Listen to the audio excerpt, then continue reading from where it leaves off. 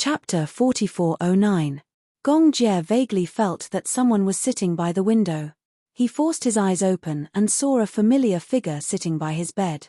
It was a woman. Gong Jie furrowed his brows as a hand seemed to be gently placed on his forehead. "You're awake. What's wrong? Do you have a headache?" Mu Qingqing's gentle voice rang in his ears. Was it his mother? Gong Jie suddenly felt a lump in his throat. He leaned over and subconsciously hugged her waist. "Mom," slap, slap, slap. The hand that was originally on his forehead began to gently pat his face. A voice filled with disdain sounded in front of him. "Wake up, wake up." Gong Jie finally woke up and opened his eyes wide. At this moment, a beam of sunlight shone in from the window. He realized that the sky had cleared up. The sun was high in the sky and it was shining brightly. Under the bright sunlight, he finally saw the person in front of him clearly. Hua Jin stared at him speechlessly. Gong Jie suddenly sat up from the bed and grabbed him by the collar. "What are you doing? Hey, what are you doing? Why are you glaring at me so fiercely?" Hua Jin looked aggrieved. "I worked so hard to take care of you for the whole night." "You? Take care of me?" Gong Jie expressed his doubts. "What about me?"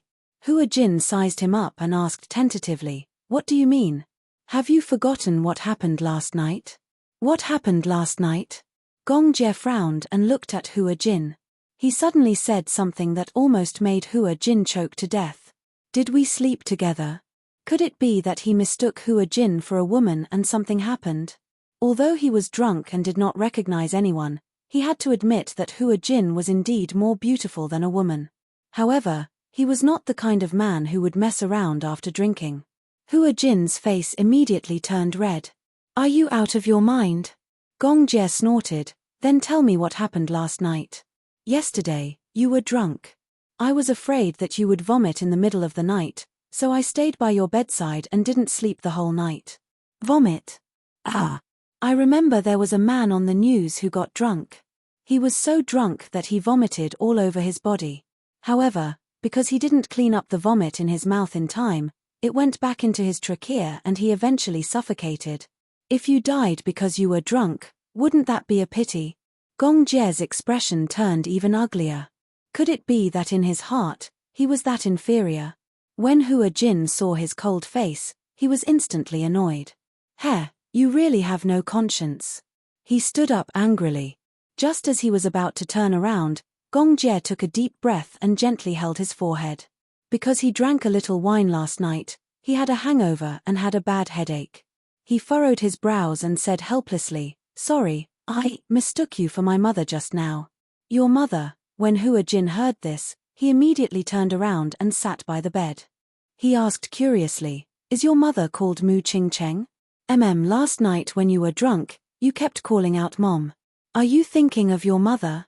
Shusha and her father have also acknowledged each other. This is probably your mother's wish. Chapter 4410. Gong Jie smiled all of a sudden. "She's not dead." "Not dead?" "Yes." Gong Jie turned around, opened the drawer, and took out a photo frame. In the photo, a woman was sitting on a flower bed. It was a photo taken casually. There were not many photos of Mu Qingqing when she was alive. Gong Jie had put in a lot of effort, but many of Mu Qingqing's photos were lost one after another when they moved or when they were dealing with her funeral. This was his best preserved photo. Gong Jie looked at the photo with a gentle gaze that he had never seen before. "She's always lived in my heart." He had never forgotten. He believed that death was not the main point of life. Forgetting was. The candle of life would not be extinguished easily. The connection between people was their memories. He had always remembered her and carefully kept her in his heart, never forgetting her. He also firmly believed that as long as her memories were still there, she would not disappear. He also believed that once a person lost their life, their soul would go to another world. Although that world did not have a warm body, it had everything that this world did not have. Hua Jin smiled when he heard that. "I also believe that as long as your memories are still there, she will always live in your heart. Are you in a hurry to go back? Aren't you going to stay for a few more days?" After staying on the island for a few days, Shusha mentioned that she wanted to go back home. On the tarmac, the private jet had been waiting for a long time. Gong Xiaoying, however, was reluctant to part with her. He repeatedly urged her to stay, hoping that she could stay on the island for a few more days. Dad, I didn't go back with Yaja because I wanted to bury the hatchet between us. Now that we've acknowledged each other, it's time for me to go back. However, Xiaochen and Yo-Yo will stay for a few more days. Hua Jin and Natalia will have to stay on the island for a while longer. Alice refused to let Natalia leave. She said that Yo-Yo needed a long period of observation after a few days, so she could not go back with Yun Shusha immediately. Thus, she could only return alone. Gong Xiaoying held his beloved daughter's hand, but he was reluctant to let go. He couldn't bear to let her go. Yun Shusha smiled and said, "It's not like we'll never see each other again. Anyway, since you've handed over Hurricane's affairs to Shorojie, you can come to our place to stay for a few days when you're free." However, Gong Xiaoying had his own concerns. "Shusha, do you think he will accept me?" Yun Shusha was stunned. She knew that Gong Xiaoying was worried that Mu Yaja would not accept him. "Dad, do you still hate the Mu family?" Gong Xiaoying's gaze turned complicated. He sighed and said helplessly, "Hate is just a term used by incompetent people. Rather than hating the Mu family, I might as well hate myself more. However, he used to be so proud. How could he be willing to face his own mistakes?" However, at that moment, he had thought things through. It was impossible to say that he did not hate the Mu family. However, he did not hate Mu Yaja as much as before. "You and he are the two most important men in my life. Since I've decided to accept you and not hate you anymore, then he will naturally let me do as I wish. He won't hate you, so don't worry." Only then did Gong Xiaoying relax a little. "I'll tell him that I'm sorry the next time we meet. He had hurt Yo-Yo and Xiao Ichen." This was his apology to Mu Yaja. Chapter 44:11. Yun Shusha was surprised that a man with such a high status like Gong Xiaoying would take the initiative to apologize to a junior like Mu Yaja. Gong Jie stepped forward and said to Gong Xiaoying, "Dad, it's getting late. Let sister go back early." Gong Xiaoying also nodded and watched Yun Shusha board the plane. The group of people waited until the plane broke through the clouds and left the tarmac. Yun Shusha returned to the country, leaving Hua Jin and the three little guys behind. Natalia's situation was not optimistic. Hua Jin was worried every day and night. Yo-Yo's condition was stabilizing, so Alice and Romanka focused more on Natalia. During the few days when Natalia was in the lab, Hua Jin and Gong Jie would accompany and protect her. Romanka and Alice discussed whether they should use Yo-Yo's treatment plan on Natalia and combine the two personalities into one. Alice was a little hesitant. Everyone's situation was different. Just like the same illness, the same treatment plan, but the results might be different for everyone. For example, taking medicine. Some people could use penicillin treatment without restraint, but some people were allergic to penicillin and could not use such medicine. Alice was worried about exactly what Romanka was worried about. He was also worried that Yo-Yo's treatment plan would not work on Natalia. Therefore, he proposed to bring Natalia back to his lab and work with other authoritative experts in this field to develop a treatment plan suitable for Alice. Alice agreed. When Alice wanted to take Natalia away, Hua Jin was naturally worried and wanted to go with them. He asked for Gong Jie's opinion, and Gong Jie agreed. After packing their luggage and setting the flight route, Alice and Romanka boarded the plane together with Hua Jin and Natalia on a sunny day.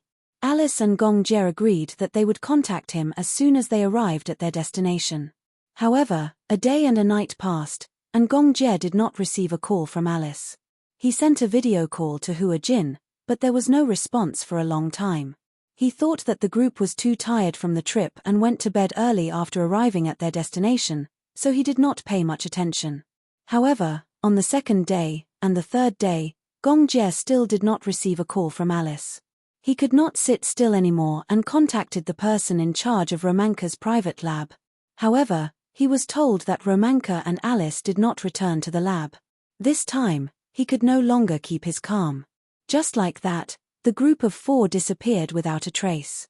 He sent someone to investigate the flight that Alice and Romanka were on. After the investigation, His subordinate came back and told him that the flight had changed its route midway, but the flight route had been cut off. Generally speaking, the flight route would be reported back to the headquarters during the flight. However, the plane carrying the four of them lost contact halfway through the journey. Some of his subordinates speculated that the plane might have been hijacked by terrorists and lost contact with them. Gong Jie could no longer keep his calm. This plane was under his private name, and the body of the plane had a particularly eye-catching logo of the Hurricane Group. Usually, when he went out, what he was most afraid of was not the weather suddenly worsening, but the terrorists who were waiting for an opportunity. Chapter 44:12. The flight route from Darkwind Island to the research lab where Romanka was located was very long. They needed to stop midway before continuing their flight. The stopover was about 5 hours long. However, even if they stopped for 5 hours, they should have arrived at their destination long ago. Unless there was an accident. Some people analyzed and suspected that terrorists had already found out the flight route of the plane. Moreover, they might have hijacked the plane when it stopped midway. Hijacking? They did not rule out that possibility. However, who could have hijacked the plane? There were too many possibilities. Hurricane Group had many enemies, especially in the Nonju and Zhongdong regions. There were many organizations that hated Hurricane Group. Guessing based on this alone was undoubtedly like looking for a needle in a haystack. Gong Jie was a little annoyed. Choosing to let them take the Hurricane Group's private jet was probably his biggest mistake. If they had really been hijacked, Gong Jie was 100% sure that these people must have come for him. However, there were no results at the moment. Therefore, these could only be categorized as guesses and could not be confirmed. However, as the investigation deepened, they basically ruled out the possibility of a plane crash or an air accident. Yo-Yo and Xiaochen were on Darkwind Island. They originally planned to return to China in a few days. However, something happened to Hua Jin and Alice, so their plan to return to China was temporarily put on hold. Someone was targeting Hurricane Group.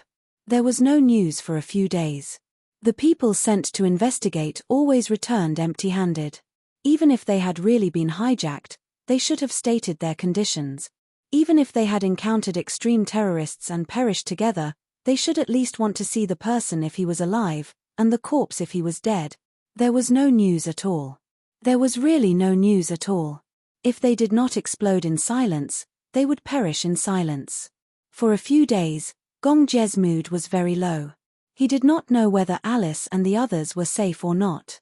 However, Yo-Yo repeatedly comforted him that no news was the best news. However, Gong Jie did not think so. He had never been hijacked.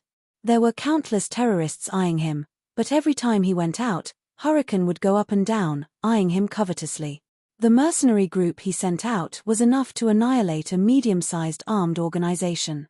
No matter how many people had their eyes on him, it would be difficult for him to break through. However, there were many side branches of the Gong family who had encountered terrifying kidnappings. The Hurricane grew stronger day by day. At the same time, walking on the edge was like walking on thin ice. Every step was frightening. He remembered that when Gong Jie was not yet 18 years old, he had heard of something. Ever since he was young, one of his older brothers who had always bullied him in the Gong family was kidnapped. Rumor had it that she was abducted by a group of anti-Japanese martial artists. Following that, she was placed under house arrest for 3 months.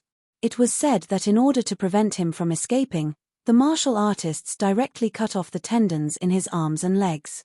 In the end, Hurricane paid a hefty price to redeem him, but when he came back, he was no different from a cripple. A ransom of 50 million was just a small sum to Hurricane. The reason why he generously offered 50 million was to protect the dignity of the Hurricanes. In the end, these militants did not end up well. They dared to go against the Hurricanes, but in the end, they suffered a double loss and were ruthlessly oppressed by the Hurricanes. However, the life of the person who was kidnapped was ruined. Chapter 44:13. Originally, a high-spirited young man, after experiencing an inhumane kidnapping, returned to Hurricane, but he was depressed. In the end, his wound became infected and worsened. In the end, he died young. After experiencing this incident, Gong Jie deeply understood that in this world, the strong preyed on the weak. It was easy to go up the mountain, but difficult to go down. When a person finally reached the peak and stood there for a long time, as the saying goes, it is lonely at the top. Wanting to come down again is no longer a simple matter. As the son of Hurricane, from the moment he returned to the Gong family, he was destined to have an extraordinary life. At the same time, he also shouldered a responsibility that was 100 times more difficult than that of ordinary people. Once you entered this cruel world, it would be impossible for you to escape. Then, he could only become stronger. Gong Jie had always been careful to protect the safety of his family. Every time he returned to China, he would be extremely careful whenever he met with Yun Shusha. What he was afraid of was that those who were secretly watching him would shift their attention to Yun Shusha. His sister was already married and had a family. She was no longer alone. In addition to her beloved husband, she also had 3 lovely children. He acted cautiously in everything he did, lest he bring her unexpected disaster. Hurricane was the world's arms factory. In addition to the heads of state, the government, anti-government militants, and extreme terrorists, there were all kinds of people who dealt with it. Dealing with killing must be accompanied by killing. Therefore, as the successor of the Hurricane Group, Gong Jie had long been used to the world of open and covert attacks. A moment ago, the president who signed an agreement with him and shook hands with him on friendly terms might go to the International Court of Justice to propose an express restriction on Hurricane in the next second. A moment ago, the terrorists who were baring their fangs and brandishing their claws at Hurricane and threatening to bomb the headquarters of Hurricane, the next second, they stood in front of him with a flattering face, groveling and raising their orders. In this world, there were no eternal friends, only eternal interests. The world was bustling, and I came for the interests.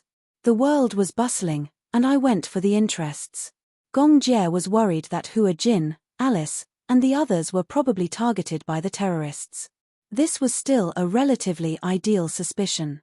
If they fell into the hands of the extremists, then, the consequences would be unimaginable. Could it be someone from the Temple of Light? Gong Shaoying and Gong Jie were sitting in the study. Both of them were at a loss of what to do. In the midst of the silence, Gong Shaoying suddenly raised a suspicion. Gong Jie's eyelids twitched when he heard this. The Sacred Palace sect was a small sect when it was first established. Later on, it became a cult. It had been 20 years since its establishment. At first, it was just an ordinary independent religious group, but after Jim came to power, it slowly began to change. Until now, the Temple of Light had more than 5,000 devout followers. One of the main beliefs of the Temple of Light was the so-called Doomsday belief. The program continued to promote that in the future, the whole world would face a catastrophe, and only those who joined his sect would be spared. The sacred church asserted that the signs of the end of the world were everywhere, such as the destruction of the ozone layer, the spread of AIDS, the outbreak of global racial conflicts, and so on. Only by joining the Temple of Light could one escape the calamity of the apocalypse, because the Temple of Light could provide the believers with the necessary supernatural abilities. Chapter 44:14. As the leader, Jim's main responsibility was to protect the believers and send them to the Holy Land, Sirius. In ancient Greek and Roman mythology, Sirius was the star where the gods gathered and had boundless magical power. Didn't the leader of the Sacred Hall, Jim, try to sign an order with you some time ago? Gong Shaoying sized up Gong Jie and was puzzled. But you didn't satisfy him. The so-called Sacred Hall is actually a fake religion under the name of Christianity. It's an evil sect. Gong Jie furrowed his brows. Besides, guess what he said in the email? He wanted to sign an order worth tens of millions of USD to resist the restrictions of the International Federation. But he couldn't pay tens of millions of USD. What did he say in the email? He said he wanted to give me his son and daughter and his woman. Gong Jie said coldly, he said he was the son and daughter of the Holy Child and had boundless magical power. And his woman was only one of his many mistresses. He said he was the incarnation of God and she was God's woman. Gong Shaoying heard and couldn't help but snort.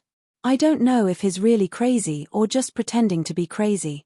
Gong Shaoying was a little suspicious. I heard that you humiliated him in your reply to his email. Gong Jie didn't say anything and just kept silent. How did you humiliate him? Gong Jie said. I forgot. In other words, you humiliated Jim. That's the truth. Yeah, then, you angered him because of that. Gong Jie's face became gloomier. He didn't dare to imagine that it was really someone from the sacred hall. If it was true, then he couldn't sit still anymore. Gong Shaoying said, I've already warned you. Stop people like the sacred hall if you can avoid them. Even if you're at a disadvantage, don't fight them head on. They're barefooted and aren't afraid of anything. When they go crazy, they'll ignore everything. But I can't sign this order with him. Gong Jie didn't think he did anything wrong. If they get their hands on the arms worth tens of millions of dollars, who knows how crazy they will be. But you shouldn't have humiliated him like that. Gong Shaoying went straight to the point again. You clearly know that there's something wrong with their brains. People like Jim would even think that he's a god and that his deal with you is a gift to you. If you reject him, you're going against God's will. He'll definitely teach you a lesson. Is the Sacred Hall sect so arrogant? Heh. Gong Shaoying curled his lips coldly. What you know about the divine Sacred Hall is superficial. Do you know that the development of the Sacred Hall sect came from the remnants of the Sacred Hall sect? These were all brainless people. Those who were afraid of hurricanes were all clear-headed. However, why would these brainless people be afraid of hurricanes? Perhaps in their eyes, hurricane is just a vassal. The remnants of the Sacred Hall sect. The Sacred Hall sect is the evil cult that developed with the old Jinshan but was destroyed by the Federal Bureau of Investigation because of the bombing of the American International Federation's government building? Yeah. I see. Gong Jie narrowed his eyes. His thoughts gradually fell into a deadlock. If it was really done by the Sacred Hall sect, then, he didn't dare to make a rash judgment. Chapter 44:15. Gong Shaoying looked serious. If you can protect Alice, then protect her. After all, she is a senior member of Hurricane. Don't force her. Gong Jie's face turned even colder. He suddenly stood up, turned around, and looked at Gong Shaoying. Hua Jin, Alice, Natalia. Not one less.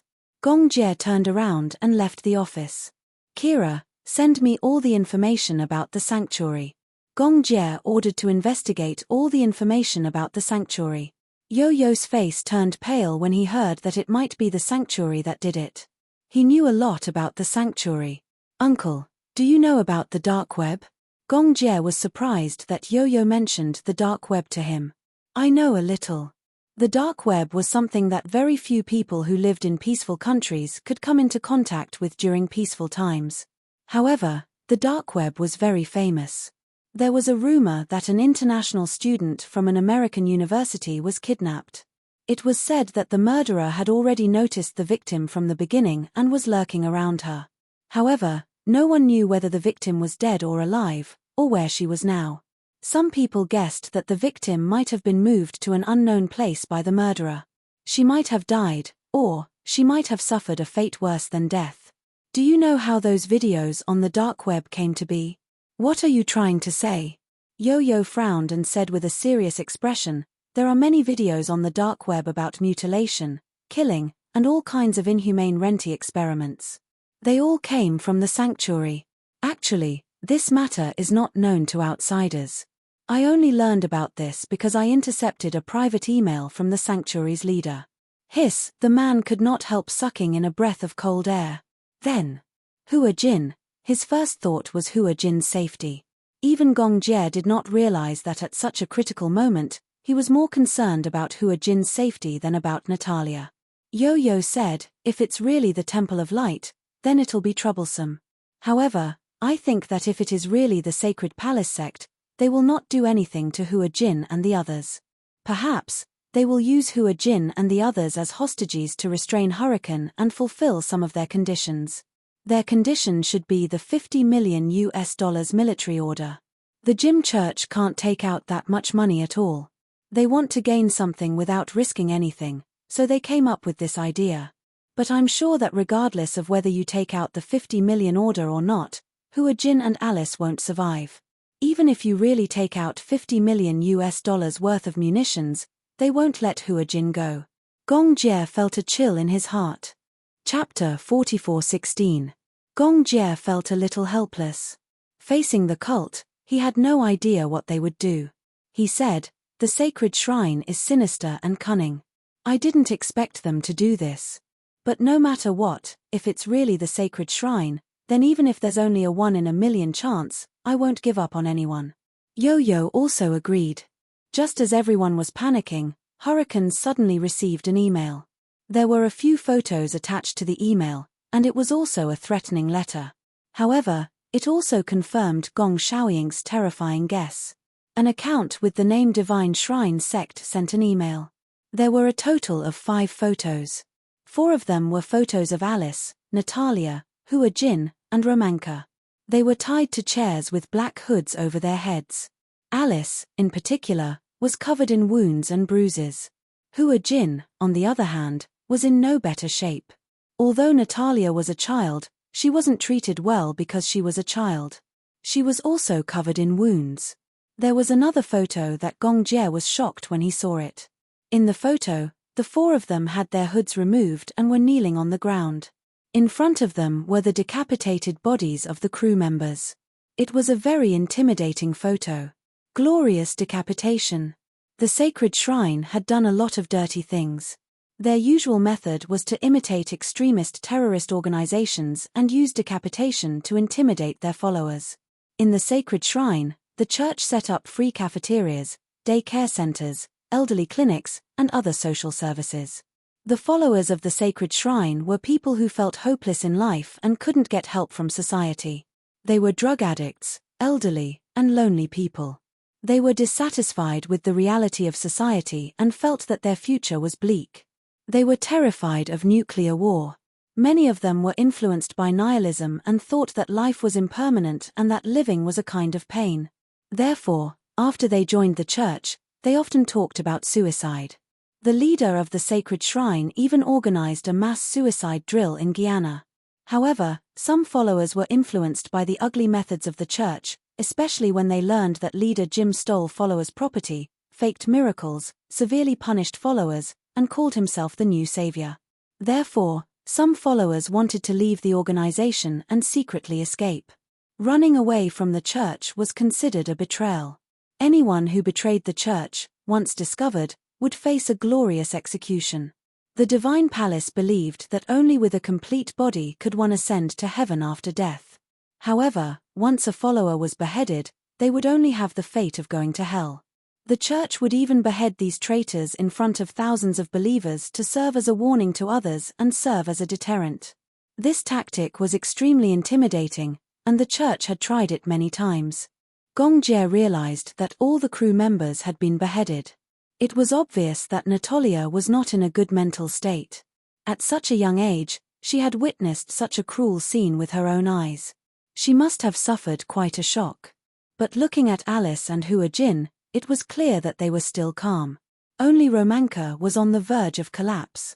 Alice had seen this kind of scene many times, and Hua Jin deeply understood that fear, uneasiness, and fear could not change one's fate. Instead, these emotions would only make one feel isolated and helpless. Comparatively speaking, it was better to remain calm. Chapter 44:17.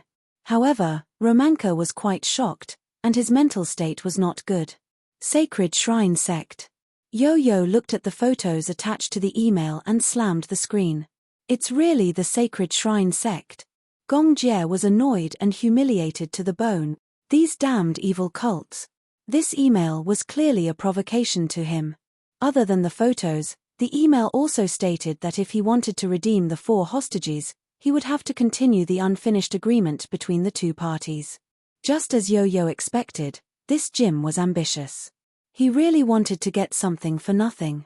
In the email, the church stated that they would give Hurricane half a month to prepare the contents of the order. Within half a month, if they did not prepare the contents of the order, they would immediately execute the 4 hostages. Jim was so smart that he was sure that among the 4 people he kidnapped, there must be someone Gong Jie cared about the most. Tens of millions of dollars was not worth mentioning to Hurricane. However, these hostages were worth far more than tens of millions of dollars. Gong Jie gritted his teeth in hatred. He knew that with his identity, he would face such threats every day when he was not around. The Sacred Shrine sect was the biggest tumor that Hurricane had to face. Hurricane had offended the Sacred Shrine sect before. In the beginning, Gong Jie was not willing to sign the order with the Sacred Shrine sect because the Sacred Shrine sect was an anti-world and anti-human evil cult. If the Sacred Shrine sect really got the order of tens of millions, it would be a disaster for the whole world. At that time, as Hurricane, they would be in a difficult position. Therefore, Gong Jie decisively refused and was prepared to fight against the Sacred Shrine sect to the end. He thought that when the time came, he would use the International Federation's anti-evil cult authority and the United Nations deployment to eradicate the Sacred Shrine sect. However, he did not expect the Sacred Shrine sect to make the first move. Gong Jie ordered, immediately forward this email to the International Federation. Send it secretly. He planned to use this to cooperate with the International Federation. Hurricane had always been against the International Federation. Gong Jie was even at the top of the International Federation's wanted list. However, as the saying went, there were no eternal friends and no eternal enemies. There were only eternal interests.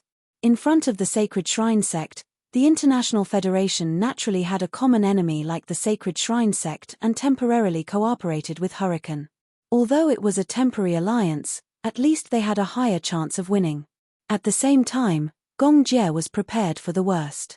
He issued an order to start preparing the orders requested by the Sacred Hall. 2 nuclear weapons, 3 in 1, and countless military munitions and ammunition. At the same time, the International Federation quickly replied to Hurricane's email. They expressed that they were willing to cooperate with Hurricane to eradicate the Sacred Shrine sect. However, the International Federation asked Hurricane unconditionally. Of course, Gong Jie was unwilling. The International Federation's goal was to eliminate the Shrine sect at all costs and regardless of the consequences. At all costs. In other words, they would not hesitate to sacrifice Hua Jin and the other 3 hostages.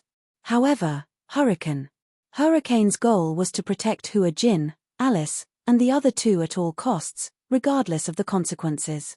Was not important. Chapter 44:18. To get rid of this tumor, they had to wait until the 4 hostages were safe. The cooperation between Hurricane and the International Federation was to reduce the risk. After all, if this order fell into the hands of the Sacred Church, it would be a huge threat to the world. But the International Federation didn't trust Hurricane completely. Hurricane's most optimistic idea was to protect the 4 hostages and prevent the order from falling into the hands of the Sacred Church. Therefore, Hurricane requested the International Federation to cooperate with Hurricane. But the International Federation wasn't willing. They didn't trust Hurricane. In their eyes, Hurricane and the Sacred Church were equal threats. Why would the police be willing to stand on the same side as the world's #1 army and become allies?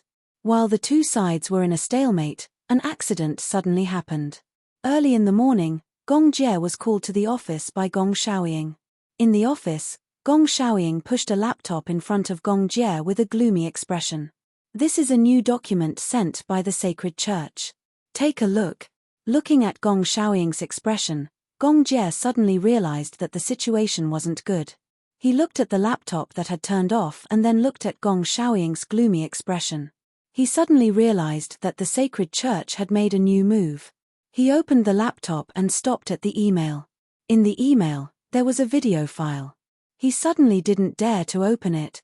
What is this? Gong Jie looked at Gong Shaoying with a trembling voice. Gong Shaoying turned to look at him with a gloomy expression. Take a look for yourself. Gong Jie didn't dare to open it. Gong Shaoying sighed deeply. I'm guessing that there are spies sent by the Sacred Church to the International Federation. Or maybe, some of the internal members were bribed. It's also possible that the Sacred Church has a top hacker who intercepted the email sent to you by the International Federation. They know that Hurricane and the International Federation are working together and are probably angry. Gong Jie's body stiffened. He roughly understood what the content of the video was. Shou Jie, bang. Gong Jie slammed his fist on the table. His face was extremely gloomy. Along with the heavy punches, A few cracks appeared on the glass-paved table. Gong Xiaoying didn't mince his words. The Church of the Sacred Shrine already knows that the hurricane force has reached an agreement with the International Federation. In my opinion, we might as well terminate the cooperation with the International Federation. Otherwise, if this continues, the hostages' lives will be in danger.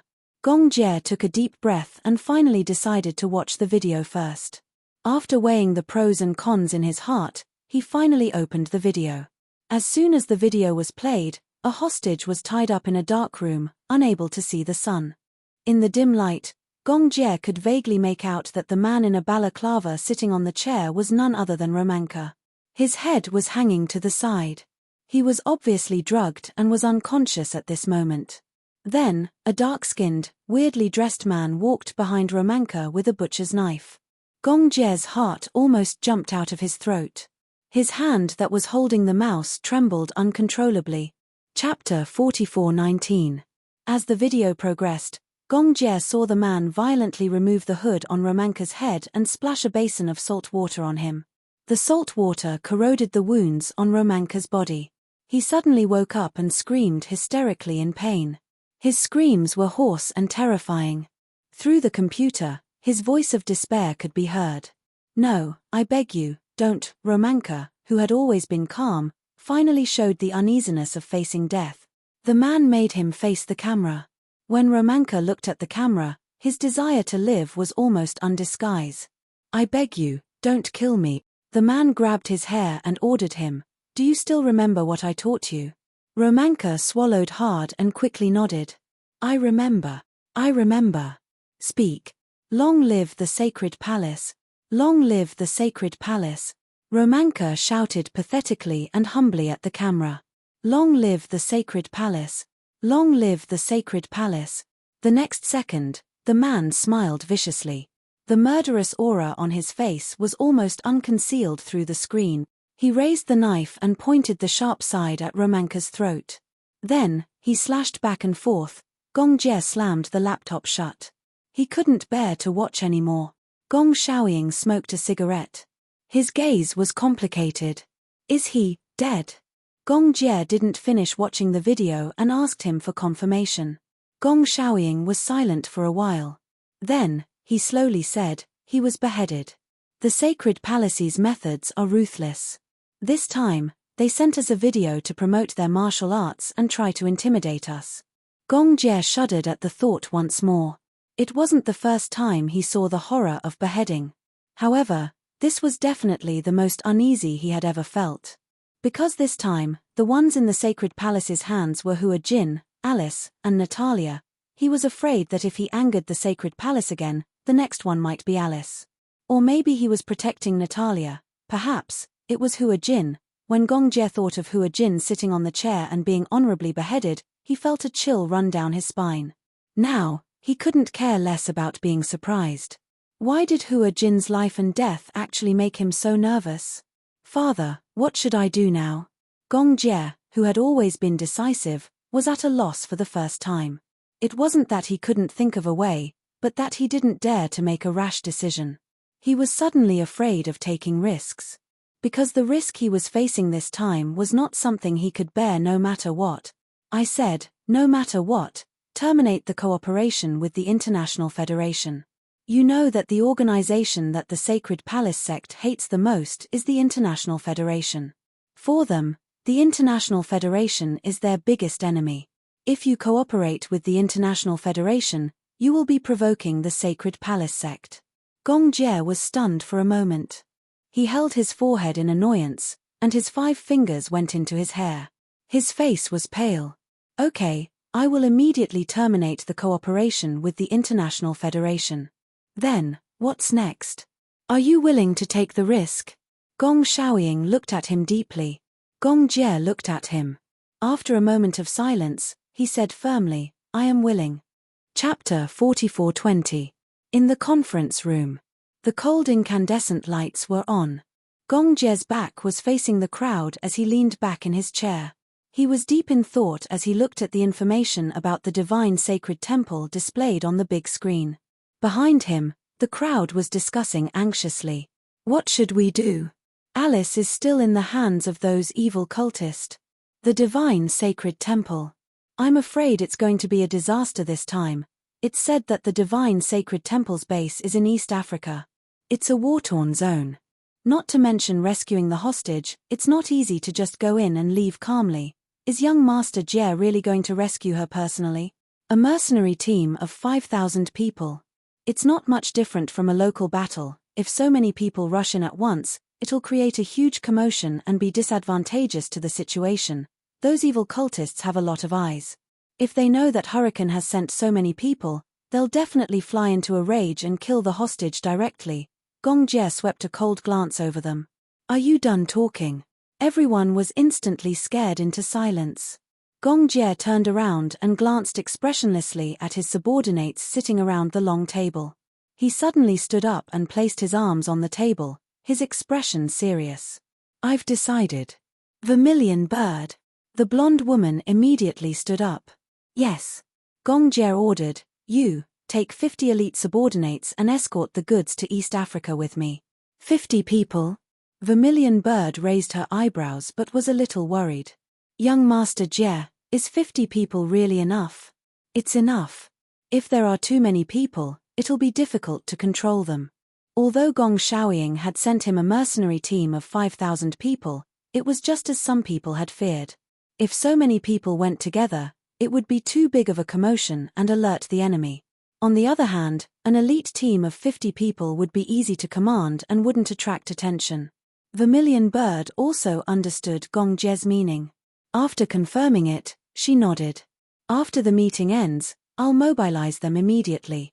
Jed. Yes. Go and prepare the goods on the order immediately. Hearing this, Jeddah didn't wait for Gong Jie to finish his instructions before asking worriedly, Young Master Jie, are we really going to do as they say? Since when did Hurricane allow these small fries to lead him by the nose? Prepare the goods according to the Sacred Hall's requirements. Those things can trigger a war at any time. Gong Jie frowned. Have I finished? Jed lowered his head guiltily. Nuclear missiles, intercontinental missiles, air defense missiles, none of them are equipped with a missile head. A firearm without a missile was no different from a cell phone without a motherboard or a pistol without bullets. Jed immediately understood. Understood, I'll go prepare it right away. Vermilion Bird asked, when are we leaving?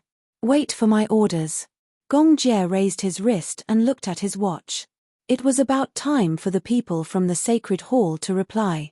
Last night, after leaving Gong Shaoying's study, Gong Jie learned that someone from the Sacred Shrine had sent him another email, urging Gong Jie to prepare the goods as soon as possible. Gong Jie proposed a condition for the exchange. Before escorting the goods, Gong Jie had to confirm the safety of the hostages. However, as he expected, the people from the Sacred Hall were very cautious about this and rejected it immediately. Chapter 44:21. His attitude was firm. He claimed that the most important hostage to him had already been beheaded, and the remaining 3 hostages were dispensable. If they couldn't even confirm the safety of the hostages with a simple video call, then there was no need to talk about this deal. They could do whatever they wanted with the hostages. Gong Jie said this to weaken the confidence of the Sacred Palace sect. They had originally thought that Alice and Natalia would be the 2 most important hostages to Hurricane, while Romanka and Hua Jin would be on their list of targets to be executed. They originally planned to execute Romanka first as a show of strength. If Hurricane didn't cooperate, then they would execute Hua Jin to force Hurricane to submit. Gong Jie said this to make the Sacred Palace sect think that the 3 hostages weren't that important to Hurricane. This would weaken the Sacred Palace sect's confidence. Of course, Gong Jie also knew that the Sacred Palace sect wouldn't believe him so easily. But, Hurricane also issued a warning. Once Jim gave the order to execute the hostages, then it would be the end of the Sacred Palace sect. At that time, Hurricane would use all its power to completely destroy the Sacred Palace sect. In fact, it would be easy for Hurricane to deal with the Sacred Palace sect. On this point, Jim knew what he was doing. However, Gong Jie's words were undoubtedly a threat. Although Jim had doubts about what Gong Jie said, and the 3 hostages were also doubtful about the importance of Hurricane. However, At least Hurricane was willing to sit down and negotiate with the Sacred Palace sect. This proved that the remaining 3 hostages were still valuable to Hurricane. However, Gong Jie's impatient attitude made Jim feel a little guilty. Soon, the Sacred Palace sect sent an email to confirm the video call at 8 o'clock in the evening. 8 o'clock in the evening. The Sacred Palace sect connected to Hurricane and sent a video call on time. Gong Jie accepted the video call. Soon, the blurry image of a person sitting on a chair appeared. Gradually, with the adjustment of the video, the image became clearer and clearer. The silhouette of Hua Jin's figure was reflected in his eyes. Hua Jin was tied up and sitting on a chair. Even though his head was covered with a black cloth bag, Gong Jie still recognized him at a glance. Based on the outline of his body, he could basically confirm that this hostage was Hua Jin himself. However, he seemed to be unconscious now. Hua Jin's head drooped to one side. His entire body was limp. He didn't seem to be sitting at all. Instead, he seemed to be tied to a chair. Gong Jie had a bad premonition. He gripped the table tightly but forced himself to calm down. What's wrong with him? He was afraid that something would happen to Hua Jin, but he was even more afraid that this was a trap set by the Sacred Hall. Perhaps they were testing him to see how worried he was about this hostage. Once Gong Jie showed any signs of nervousness, Hua Jin, as an important hostage, would become a bargaining chip for them. Therefore, Gong Jie didn't show any nervousness on his face. He deliberately kept his emotions calm. Why isn't he moving? Gong Jie questioned in fluent English. Through the screen, a masked evil cult member faced the camera and suddenly took out a knife from his back.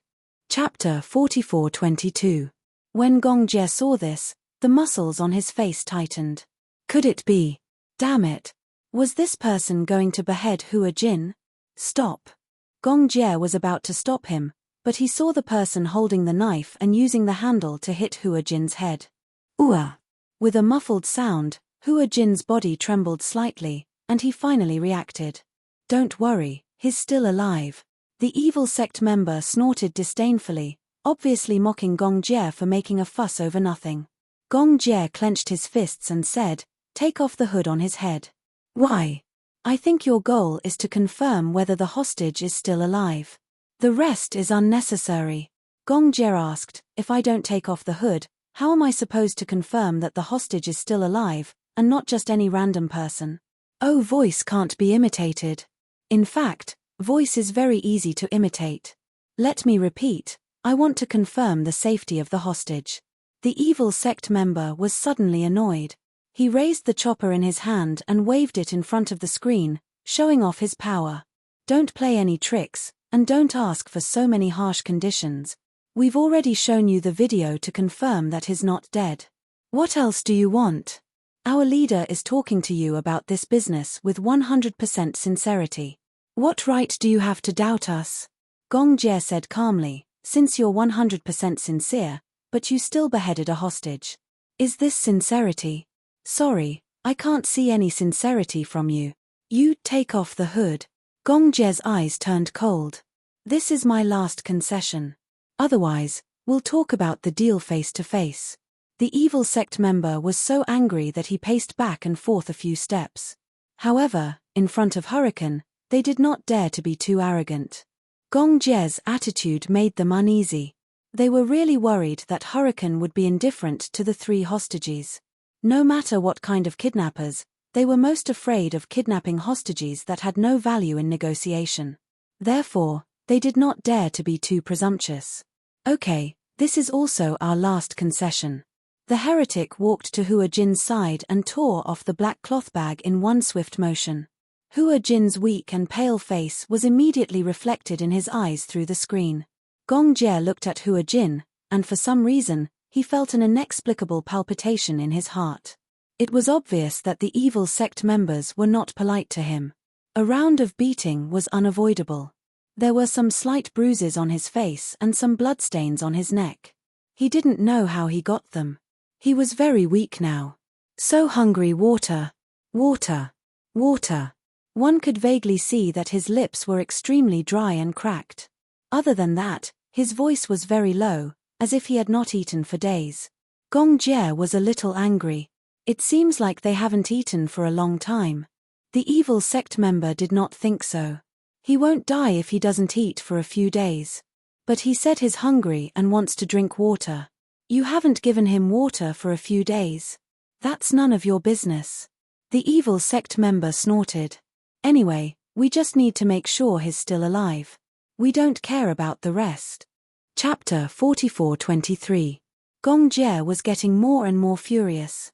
Hua Jin, a man, was already in such a state.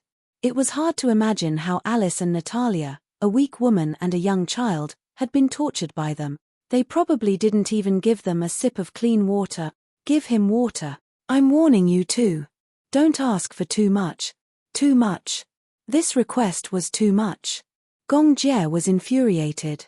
If he could transmigrate, he would definitely rush past this screen and strangle this heretic. He said angrily, treat these 3 hostages well. It won't do you any harm. Boom. Through the video feed, one could vaguely feel the earth quaking and mountains shaking. The place where Hua Jin was at seemed to have been bombed by artillery in the war-torn zone. The heretic said coldly, you've seen it too. There's a war going on here all the time, and there's a shortage of food. Gong Jie couldn't say another word. He turned his head and signaled with his eyes. His subordinates were also very smart. They immediately understood and began to investigate the location of the video. Gong Jie, is that you? Hua Jin seemed to have regained some of his consciousness. In his daze, he muttered a few words. Gong Jie immediately replied, it's me. The two of them communicated in Mandarin.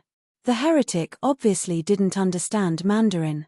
Worried that Hua Jin would use Mandarin to send a message to Gong Jie that would be unfavorable to them, he immediately chopped him with his hand.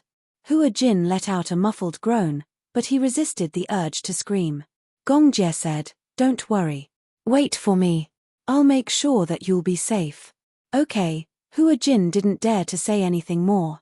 It wasn't that he submitted to the people from the sanctuary, but he was worried that Gong Jie would be too worried. That's it.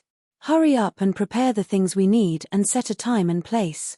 We can't wait that long. With that, the video signal was cut off. Gong Jie slammed his fist on the table and gritted his teeth in anger. Young Master Jie, we've located their location. Where? The coordinates have been generated, but they are in a neutral zone between 2 war zones. Although they are not in the war zone, they are in the middle.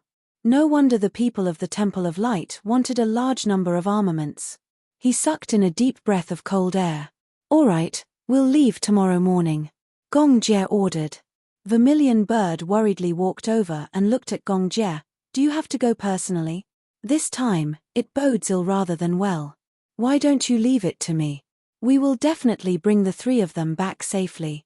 Vermilion Bird was a mercenary, and as a mercenary, they had always lived through life and death. To them, there were only benefits, and they were not afraid of death. But Gong Jie was different. They did not trust Gong Jie to go to such a place personally. It was simply risking his life. I'm worried if you guys go. Why? Vermilion Bird was a little puzzled. Young Master Jie, forgive us for being blunt. Hurricanes can accept losing a subordinate like Alice, but they can't accept that you're in danger. In their eyes, no matter how many Alices were, they couldn't compare to Gong Jie. What's more, Hua Jin and Natalia, 2 insignificant people, were involved. Vermilion Bird was especially cold-blooded, but she was absolutely loyal to her employer. In her eyes, these 3 hostages were worthless, but she was unwilling to let Gong Jie take the risk. Chapter 44:24. He turned around abruptly, his handsome eyes sweeping across her as he questioned, Am I your master? Yes. Then, as a subordinate, why are you questioning your master's orders? This sentence left the Vermilion Bird speechless. In her mind, Gong Jie was the king and she was the subject. Therefore, she had to obey Gong Jie's orders unconditionally. But, Zhu Qiu wanted to say something, but Gong Jie glanced at her. Zhu Qiu lowered her head guiltily. I understand. East Africa. In the confinement room, every corner was covered with cobwebs. Rats ran rampant and mosquitoes and flies flew everywhere. There was not even a vent here. There was no daylight and dust filled the air. It was extremely turbid. The small space was filled with the smell of blood. The door suddenly opened. Hua Jin was pushed in. His feet were chained. He staggered and fell face down on the ground. Alice was nervous.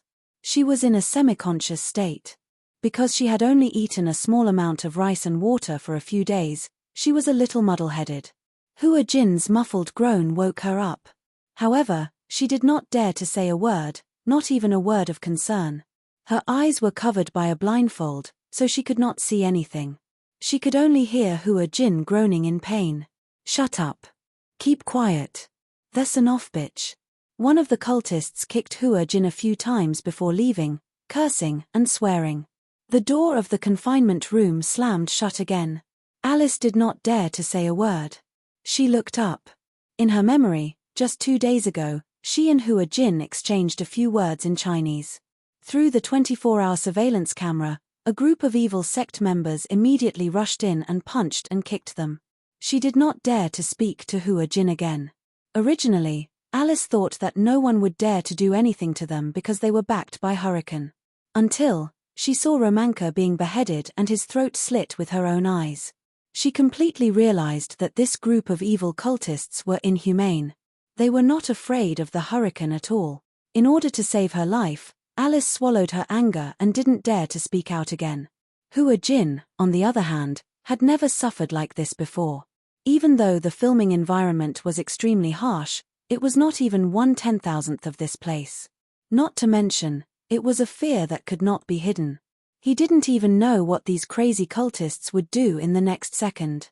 Every minute of his life was extremely precious to him. He didn't even know if he would live to see the sun rise tomorrow. In fact, the cultists did give them some food and water to eat. In fact, whether it was Alice, Hua Jin, or Natalia, they were all very important to them. After all, the hostages were their bargaining chips in the negotiations with the Hurricanes.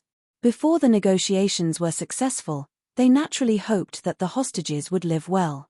But the rice and water given to them every day was pitifully little. They were originally in a war-torn zone.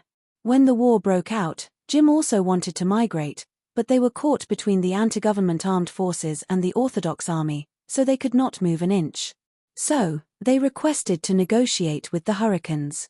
Because of the war, the clean rice and water they had was already very precious. Therefore, the food given to the hostages was naturally even less. Chapter 44-25. Hua Jin came back after being beaten up. As soon as the cultists left, he struggled to kneel on the ground and vomited a mouthful of blood. He raised his head and struggled to move in the direction of Alice based on his vague memory. His hands and feet were chained. In order to prevent him from escaping, his eyes were also covered with a black cloth.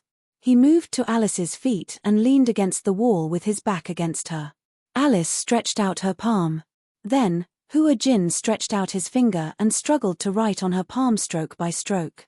Alice had a hard time trying to decipher the words with the help of his hand gestures. Hua Jin wrote a few sentences. "Just now, Gong Jie had a video call with them to confirm whether we are still alive. It seems that he is ready to take action. Alice, don't give up. We will definitely live well." Alice took a deep breath and seemed to feel that the wounds on her face were gradually not painful. She stretched out her blood-stained finger and wrote on Hua Jin's palm. "I will persevere. You must persevere too. Okay. We will definitely wait until Gong Jie comes to save us. Okay." The two of them struggled to rely on their hands and write on their palms, passing the message to each other. Natalia also woke up slowly. She opened her eyes and looked at the ceiling deck. The corners were full of cobwebs. Her stomach was growling with hunger, but she knew that it was not time for dinner yet. No matter how hungry she was, it would not help. "Are we going to die?" Natalia grumbled, feeling wronged. In fact, she was not afraid of death. Since she was kidnapped here, Hua Jin and Alice took care of her a lot. At least, she was spared from a lot of beatings. Under the protection of Hua Jin and Alice, she did not suffer much except for not being able to eat enough, sleep well, and wear warm clothes. However, it was because of this that Natalia was extremely distressed. Although she was still young, She knew very well how much Hua Jin and Alice had suffered for her. Because of frustration and guilt, she could not hold on any longer. If she could, she would rather bear the pain for Hua Jin and Alice. It was time to deliver food. Hua Jin and Alice had already figured out that there were guards around the confinement room. However, this group of guards was usually on duty for 12 hours. Moreover, after 12 hours, they would be replaced. However, Hua Jin and Alice's judgment of time had been completely blurred after being in the dark for many years. Just now, Hua Jin's head-to-head from the confinement room to another room. Because he had no idea what time it was. But he vaguely guessed that it should be time for the shift. At the same time, this also meant that this was the 4th day since they arrived. The 4th day, Hua Jin let out a silent sigh. Hua Jin. Alice lowered her voice and called him in a voice that was almost inaudible. Hua Jin turned his head and met her eyes. The window was nailed with wooden boards, but the morning light outside the window shone in through the gaps. With the weak light, Hua Jin saw that Alice's eyes were filled with worry. "Do you feel scared?" After all, it was not the first time Alice had encountered something like this. But for Hua Jin, it was the first time in his life that he had been kidnapped. "Scared? Of course I'm scared." Chapter 44:26. Hua Jin was also a layman. He was not a saint, so he did not care about death. He was also afraid of death. He was even more afraid of such an inhumane death. When he closed his eyes, Romanka's tragic death still appeared in front of his eyes. Just thinking about that miserable scene made him want to vomit, as if there were countless things in his stomach churning. He was stunned and swallowed the things that had originally surged up his throat. He did not eat much to begin with. If he vomited some more, his body would not be able to hold on for much longer. Natalia finally could not take it anymore. She suddenly said, "Don't give me food anymore, okay?" Alice and Hua Jin looked at her in surprise. Natalia said, "I know that you have always wanted to protect me. Moreover, although you don't say it and always hide it, I have always known that you have secretly given me your food. Actually, there is no need. I don't need to eat so much. If you eat so little, you will definitely collapse." "Natalia," Alice smiled and said, "we are fine. Don't worry, I don't want to live alone." Natalia finally cried out in despair. After coming here for so long, she had been so strong that she had not shed a single tear. However, when she woke up and saw Hua Jin covered in injuries again, and thought about how Hua Jin had been beaten up in order to protect her, she could not take it anymore. Her emotions broke down and she completely broke down. "I want to live with you. If anything happens to you, I won't be able to live either." Natalia clenched her fists tightly and was so sad that she cried. "Don't give me food anymore. I can hold on. Let's live together, okay?" Hua Jin looked at Alice and was extremely touched by Natalia's words. Gratified. His Natalia was actually so gentle. In such a desperate situation, not every child could be so calm, indifferent to life and death, and even think about others. "Don't worry," Alice said, "we will definitely be able to wait until Gong Jie comes to save us." "Yes." At the mention of Gong Jie, Natalia's eyes lit up with hope. "He will definitely come and save us. We can't just give up like this. Don't be so dejected." "Yes." Reporting, Young Master Jie. "Everything has been prepared. When do we set off?" "Young Master Jie, the 50 elites are all in position. I have also prepared all the supplies needed for the journey. We are just waiting for your orders." The harbor. A huge armed cargo ship was quietly docked at the coast. There were still people moving things back and forth onto the cargo ship. This cargo ship was carrying munitions worth tens of millions of dollars. Gong Shaoying looked at the harbor, still in disbelief. He turned to look at Gong Jie and asked tentatively, "Are you really not going to consider adding more members?" 50 people? You are facing the Divine Temple sect, which has thousands of followers." Gong Jie smiled. "Like you said, it's 5,000 believers, not 5,000 soldiers. 50 people are more than enough to deal with 5,000 disciples. Of course I don't think those 5,000 followers are that scary." Chapter 44:27. Gong Jie glanced at Gong Shaoying expressionlessly and said casually, "You're wrong. They're allies." Gong Shaoying was shocked, But he quickly calmed down. He knew that his son's ability to remain calm in the face of danger was what he was most proud of. No matter how dangerous the situation was, he could always turn it into a safe one. My son never disappoints me. Gong Xiaoying patted his shoulder lightly. However, in a place like East Africa, it's best to be careful. At this time, Gong Jie was already fully armed. He was wearing a handsome combat uniform and a military-style windbreaker. However, his silver hair was dyed black. Gong Xiaoying then realized that Gong Jie had unknowingly become a high-spirited man. At 1.9 meters tall, he was much taller than him. He did not know if it was because he had grown taller or because he was getting older. Gradually, he was no longer young and his height was slowly shrinking. Do you think that when people get older, their height will also become shorter? Gong Xiaoying wanted to ease the tense atmosphere before departure, so he changed the topic. He asked half jokingly and half seriously. Gong Jie glanced at him coldly. Don't make such a lame joke. All right, I'll stop joking. Gong Xiaoying pursed his lips and suddenly went forward to give him a big hug. Even Gong Jie was taken aback by this. Since they were young, Gong Xiaoying had always been reserved and not good at expressing his concern for him. This was the first time that Gong Xiaoying, as a father, had taken the initiative to hug him. His hug made his expression a little unnatural. Gong Jie awkwardly turned his head and cleared his throat. What's the matter? It's just a farewell. It's not like I won't be coming back. I'm just afraid that something will happen to you and I won't be able to see you again, Gong Xiaoying said sourly. After saying that, he even pretended to wipe his tears. Gong Jie looked at him coldly. You seem to be hoping that I don't come back. Since when? Then why do I feel like you're cursing your son? As a father, of course I hope that my son will be well. How can I hope that my son won't come back? Gong Jie was speechless. Gong Xiaoying said, All right, let's set off early. I'll wait for you. Gong Jie nodded and gave Gong Xiaoying a hug. Then, he turned around and boarded the armed cargo ship. Before Zhu Qiu boarded the cargo ship, she nodded at Gong Xiaoying. Gong Xiaoying called out to her. Vermilion bird. Yes. I'll leave little Jie's safety in your hands. Gong Xiaoying taking the initiative to talk to her made Vermilion bird feel very honored. She immediately lowered her head and said firmly, I will do my best, even if it costs me my life, to bring young Master Jie back safely. It was a 12-hour flight from Darkwind Island, through the Strait of Malacca, across the Atlantic Ocean, and from East Africa. However, this was already the shortest and fastest journey. There was a port in East Africa that was still well protected. However, because of the war, several airports in East Africa had been severely damaged, and all flights to other parts of the world had been suspended. The airports were in a state of stagnation and were completely paralyzed.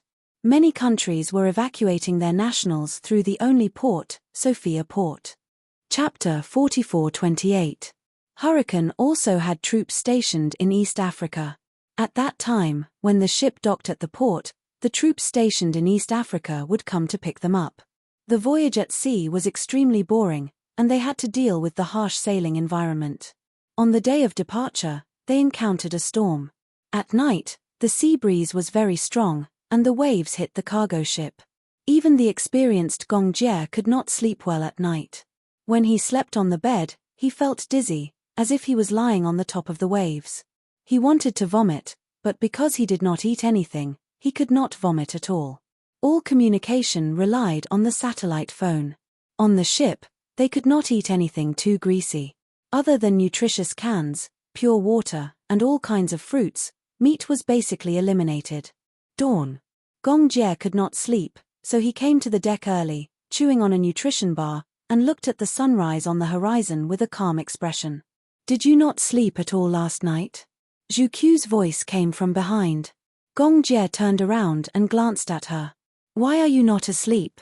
It's my turn to be on duty tonight. Zhu Qiu strode over. Immediately. I'm going to rest for a while. If I don't rest well, how can I deal with the next battle? As a mercenary, Zhu Qiu had a very powerful ability. That was, no matter when, where, what happened, whether sitting, lying, kneeling, or lying down, as long as she closed her eyes and wanted to sleep, She could quickly fall asleep in 10 seconds without being affected by the environment. This was not considered powerful. What was really powerful was that even when she was asleep, she could control when she woke up. She remembered that once, when she was carrying out an operation in the wild, she was lying on the battlefield, surrounded by corpses. The place where she lay was full of stinking blood. But when she closed her eyes, she quickly fell asleep. The rain of bullets and cannon fire did not wake her up. Under the cover of the trenches, she slept very peacefully. At night, the war subsided, and she had enough sleep. When she woke up, she snuck into the enemy's base with her own strength and killed the exhausted enemy one by one. Zhu Qiu was absolutely an outstanding mercenary. For her, as long as the target was chosen by her employer, to her, killing was no different from stepping on an ant. Sometimes, Gong Jie was envious of her good quality of sleep. Gong Jie bit on the nutrition bar and suddenly asked curiously, "How did you do it?" "What?" "Sleeping when you want to. This is also a kind of ability." Sometimes, Gong Jie would have insomnia. Sometimes, he would dream of many people.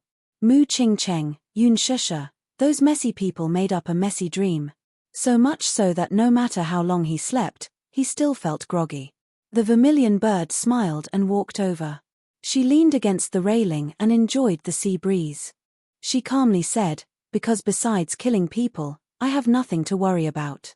She didn't have any burdens or concerns. He had no family, no lover. To her, she was all alone in the world and did not need to worry about anything. At the same time, feelings were a huge taboo for her. Whenever she touched it, it would become a burden to her. Therefore, even though he was almost 27 years old, he was still alone. "Won't you feel lonely?" Gong Jie smiled. "Your life is made up of smelly things. Money, blood. Would such a person really not feel lonely?" Chapter 44-29. Vermilion Bird disagreed. "I've been alone since I was born, and I'll be alone until I die." She came alone, and she left alone. Not a sound was heard. Gong Jie looked at her quietly and suddenly said, "Being a mercenary is not a long-term plan, and it's not a lifelong business. People will eventually grow old. When you're old, you won't have the strength to hold a gun or fight anymore. What will you do?" "Retire." Vermilion Bird said, "I've already thought about it.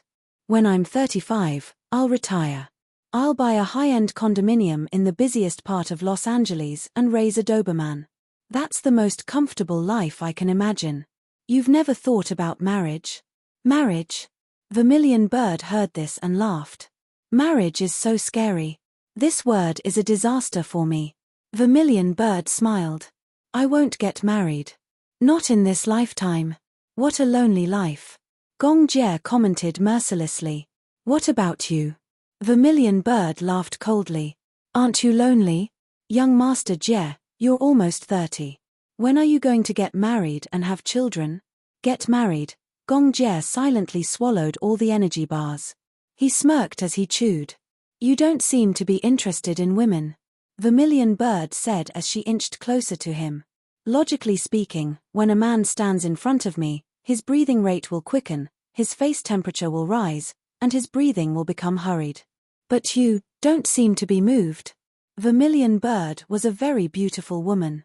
She had a head of natural blonde hair, a fair face, and deep eyes that could capture one's soul. No matter what man stood in front of her, they would feel helpless.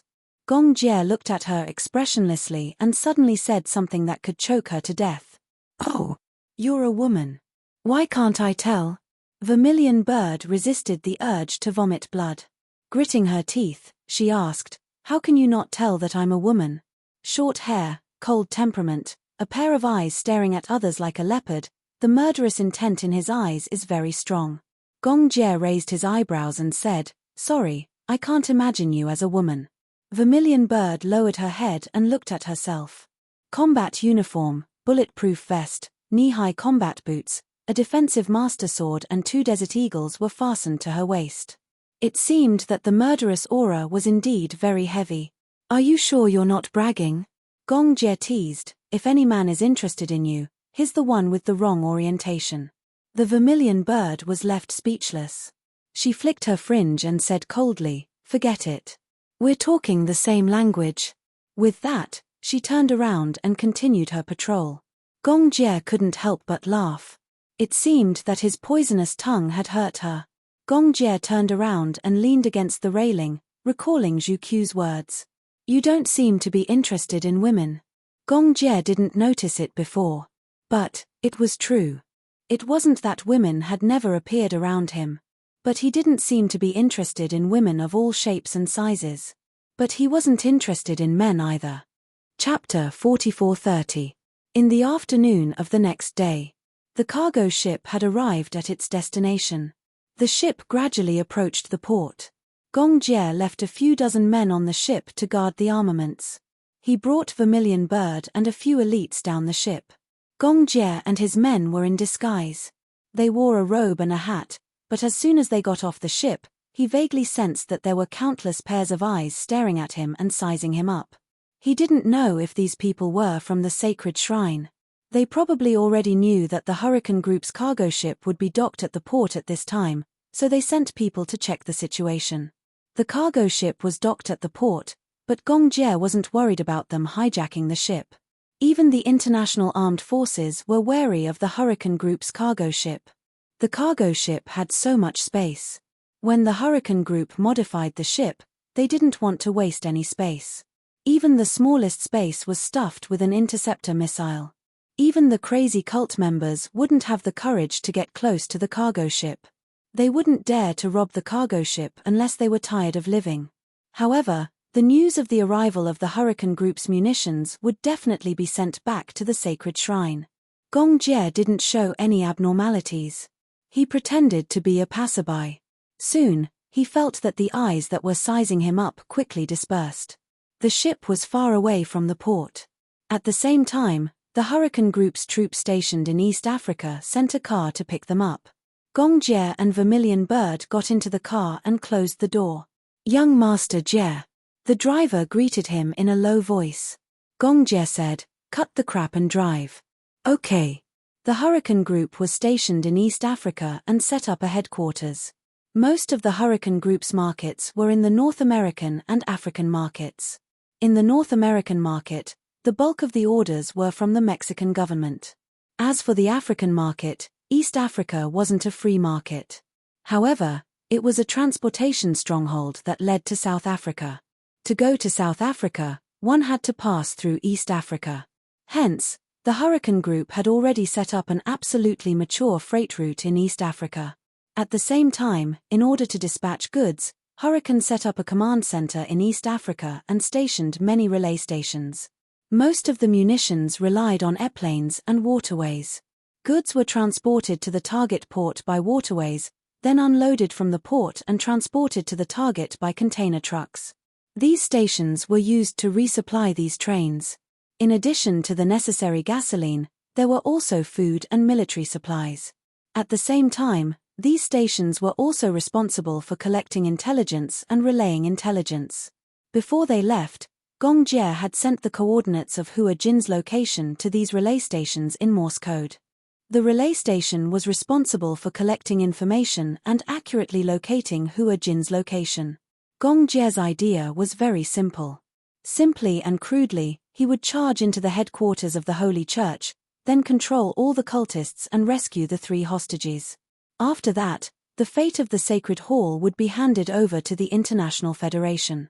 Since he had already offended the Sacred Hall, Hurricane would not tolerate the existence of such a malignant tumor.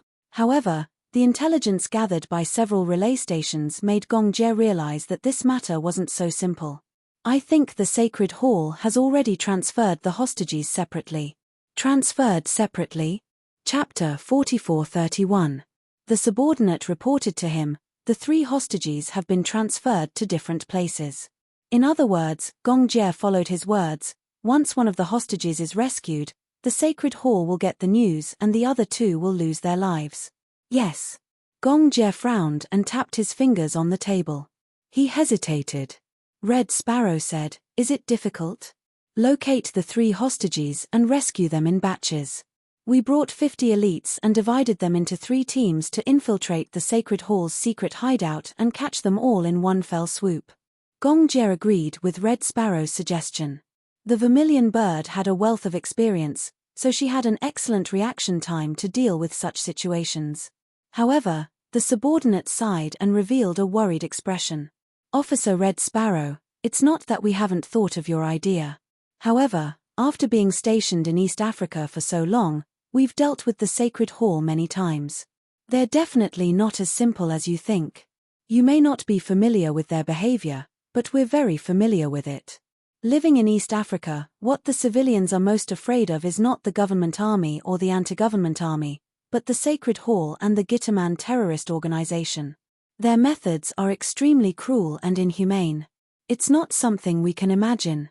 I think that once the Sacred Hall's people know that the Hurricane's cargo ship is docked, they'll tie a special device to the hostages to prevent the Hurricane's mercenaries from rescuing the hostages. Gong Jie's expression turned solemn at once. What special device? There'll be an explosive device on the handcuffs of the hostages. These devices are connected to a network.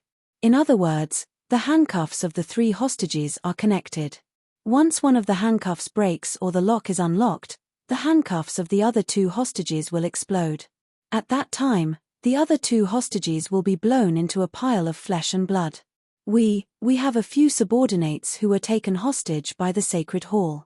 We tried to rescue them, but the handcuffs were unlocked and the other 3 hostages were blown into a pile of flesh and blood. Even though it was a plain narration, one could still imagine how frightening that scene was. Red Sparrow listened but didn't say anything. She was already used to such scenes. A mother-child linkage device. Red Sparrow immediately thought of the name of the device. I remember seeing this device when I was on a mission. In fact, it's not a high-tech method. It's a very simple principle. The 3 handcuffs have an explosive point and a linkage device. If one of the devices is opened, then the other 2 devices will automatically switch to the explosive point and cause an explosion. How do we solve it? Gong Jie suggested, if you're not in a hurry to remove the handcuffs, why don't we rescue the 3 hostages first and find a way to access the device after we return to Hurricane City?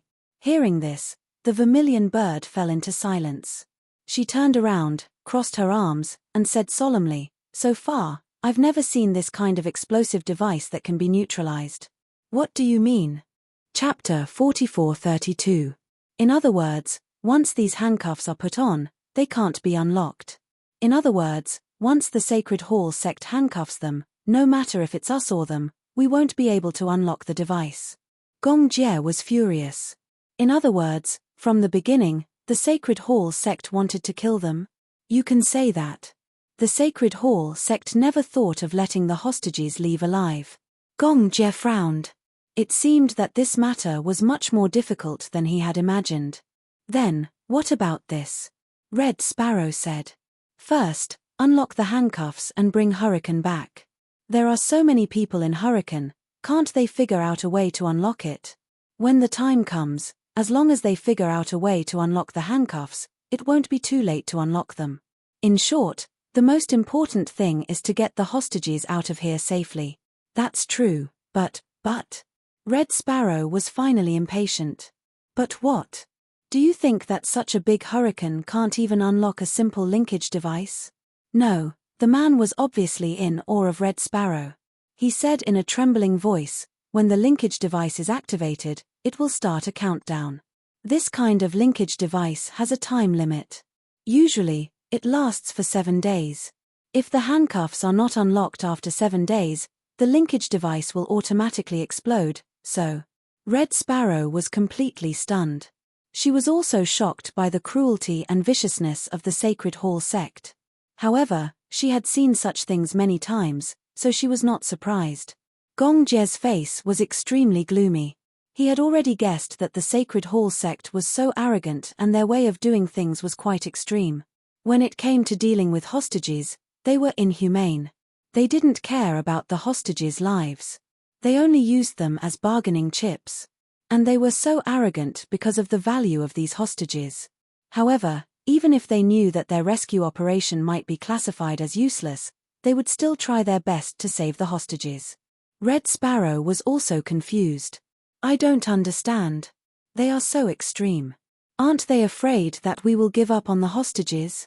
At that time, Hurricane will target the Sacred Hall sect and launch a crazy revenge.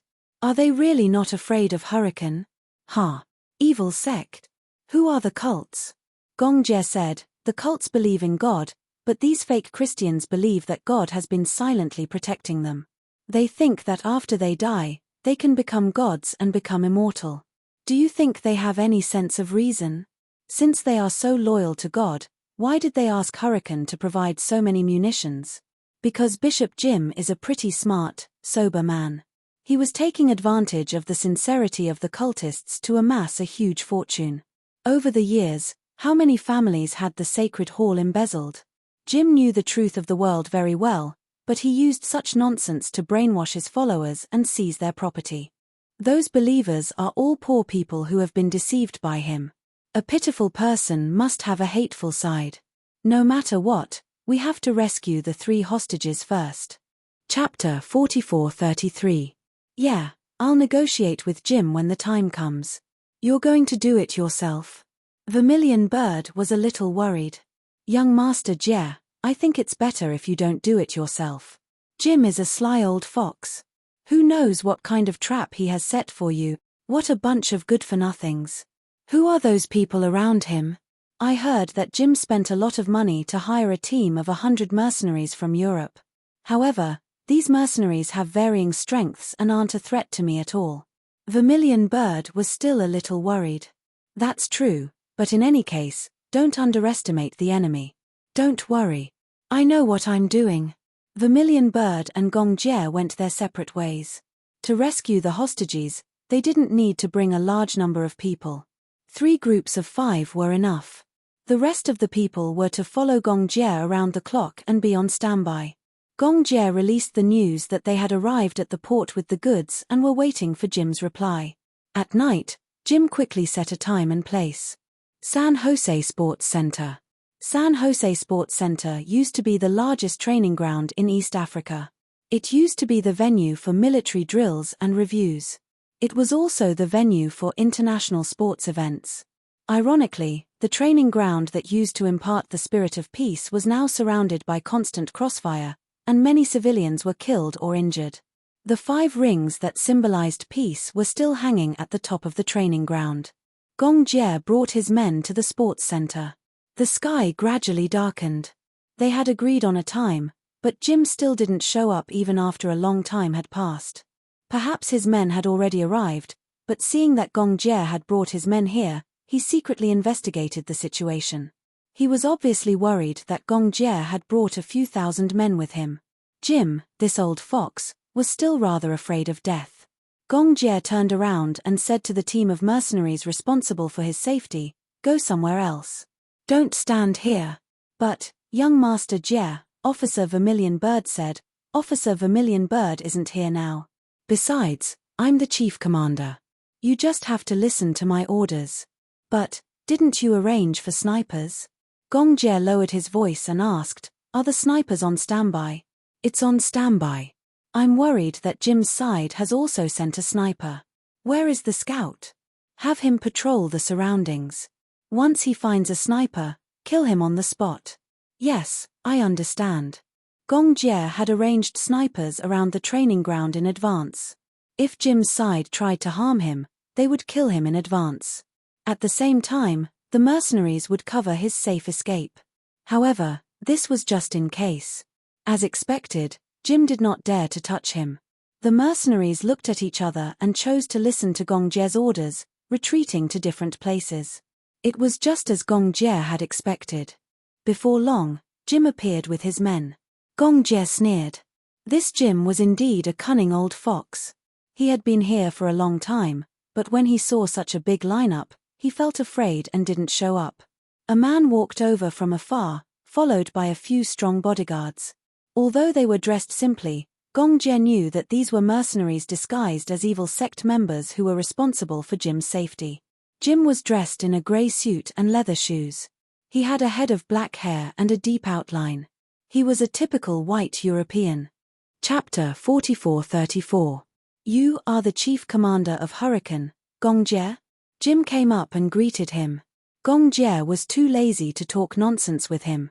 "Where are the hostages?" Don't be in such a hurry. Jim laughed. I've already made arrangements for the 3 hostages. When it's done, I'll return the 3 hostages to you. Would they really be returned unscathed? Jim didn't mention it. He only said that he would return the hostages. Who knew if he would return the hostages alive or 3 corpses? Gong Jie expressed his doubts. He raised his wrist and looked at the time. He said coldly, 3/4 of an hour later than the agreed time. Is this your so-called sincerity? Sorry, I can't see it. Even though Jim had 3 hostages in his hands, Gong Jie's aura was still biting cold and his posture was extremely domineering. He knew in his heart that with Jim's personality, the more he tried to please him and the more subservient he was, the more unscrupulous he would become. Forceful words would instead make him soften his attitude slightly. Gong Jie was very good at reading people. When a person stood in front of him, he didn't need to talk. He could tell the person's personality just by looking at the expression between their eyebrows and the small details. When Jim heard this, he wasn't angry. Instead, he said humorously, "You know, there's fighting everywhere now. It's already not easy for me to come to the agreement alive." "Heh?" Gong Jie asked again, "Where are the hostages?" Jim was silent for a while. He looked at Gong Jie warily. Although he was alone, he had already sent people to check before he came. A group of mercenaries had escorted him here. This meant that these mercenaries were hiding in a hidden corner. If they did anything to him, then the mercenaries hiding in the dark would shoot him dead at any time. Gong Jie's tough attitude was the perfect proof. "I'll give you the goods at the same time." Jim had no intention of backing down. "I have to see the goods, verify them, and count them. Only then will this deal be valid." After a pause, he said, "However, I can't let Hurricane's people come here for nothing. I can't take so many goods for nothing. You see." He gave him a look. One of his men immediately brought up an iron suitcase and placed it in front of Gong Jie. If Zhu Qiu was by Gong Jie's side at this time, she would definitely be on high alert. This was because no one knew what was inside the iron suitcase. However, Gong Jie did not expect that there would be any dangerous devices in the box. It would do Jim no good to kill him. Jim's goal was very clear. It was the order worth tens of millions of dollars. Gong Jie's life meant nothing to him. "Don't worry, there aren't any explosives inside." Jim explained, "Inside, there's some diamond raw materials. After it's done, I'll also give you a few 100 kilograms of heroin as a reward." "Haley Quinn?" Gong Jie did not accept the offer immediately. Instead, he rejected it coldly. "Hai Luo Yin is of no use to me. Hurricane never does business like this." "Heh. Looks like Hurricane looks down on the drug business." Jim disagreed. "But, what's the use of drugs and munitions? They're all life-threatening things. Hurricane doesn't have to think so highly of themselves." I'll say it again. Chapter 44-35. Jim was extremely displeased with Gong Jie's haughty attitude, and his expression was already a little ugly. In fact, Gong Jie was stalling for time. Now, Vermilion Bird had infiltrated the cult in disguise to rescue the hostages. Given Jim's character, he would definitely send the most capable mercenaries to his side. As for the useless soldiers and crab generals left behind in the cult, Vermilion Bird did not care about them at all. Vermilion Bird had very strong anti-reconnaissance and investigative abilities. She would definitely be able to lead her men to rescue the hostages as soon as possible. But before that, Gong Jie had to stall for time as much as possible. If necessary, he would not hesitate to tie Jim up as a hostage. "Let's go and inspect the goods first." Gong Jie sneered. "It's useless to talk to you." With that, he stood still and waited for Jim's response. Naturally, he would not turn around immediately and leave his back to them. Jim could tell that Gong Jie was also very wary of him. He raised his eyebrows and suddenly asked, "Among the 3 hostages, there's a man who looks very attractive." When he said that, Gong Jie immediately realized that he was talking about Hua Jin and immediately became nervous. "Him? What's wrong? Oh, you're so nervous." Jim immediately smiled evilly. "Don't tell me that this man has a special meaning to you." Gong Jie's facial muscles immediately stiffened. "Don't tell me that this man is your favorite pet." This sentence undoubtedly angered Gong Jie. Favorite pet. This wasn't a nice way to address him. From what he knew, Jim liked women, but he also liked men. As long as it was attractive, he was very interested in it. To him, whether it was a man or a woman, they were just for his amusement. In other words, men and women were like dogs. They were pets, not humans. Obviously, he said this because he regarded Hua Jin as a pet in his eyes. There was no difference. He treated Hua Jin as Gong Jie's plaything, but such blasphemy made Gong Jie unhappy. He swore that when Hua Jin, Alice, and Natalia returned safe and sound, Hurricane would wash the headquarters of the Temple of Light with blood. What? What was there to be embarrassed about? It's not a rare thing for a man to like another man. Jim said, men and women are the same, they are all living creatures. In this world, there are only differences between gods, devils, humans, and ghosts. However, I am different from you. I am a god. Therefore, to be able to receive my gift is a great favor. If young Master Gong is interested, I have some pets for you to choose from. If you don't mind, you can pick a few pets and bring them back. It's not impossible. It's also a gift from me to Hurricane. Gift, favor. What a disgusting metaphor. Gong Jie's face was full of disgust, but he didn't show it. He said indifferently, it's getting late. I think you should also want to check the goods as soon as possible and then finish this business. Everyone's time is precious. Don't waste it on these boring things. Haha, okay. Are the goods at the port? The port. It doesn't seem safe to trade at the port. Jim was also thinking. Why don't we transport the goods here? It was too risky to haul the goods back from the port. Chapter 44-36. Impossible. Gong Jie rejected him directly. He had no intention of handing these goods over to Jim. Doing this was just a delaying tactic. He was stalling for time so that Vermilion Bird would have more chances to rescue the hostages. Jim narrowed his eyes, secretly sizing up Gong Jie, and bluntly expressed his worries. If I follow you to the port, I don't know if you have any troops stationed there. When I reach the port, if I am ambushed by your men, wouldn't it be a waste? I won't take the risk like this. Gong Jie smirked. If I have any thoughts about you, I can get rid of you right here. Oh, how can you guarantee that? Gong Jie smiled coldly, and then he snapped his fingers lightly.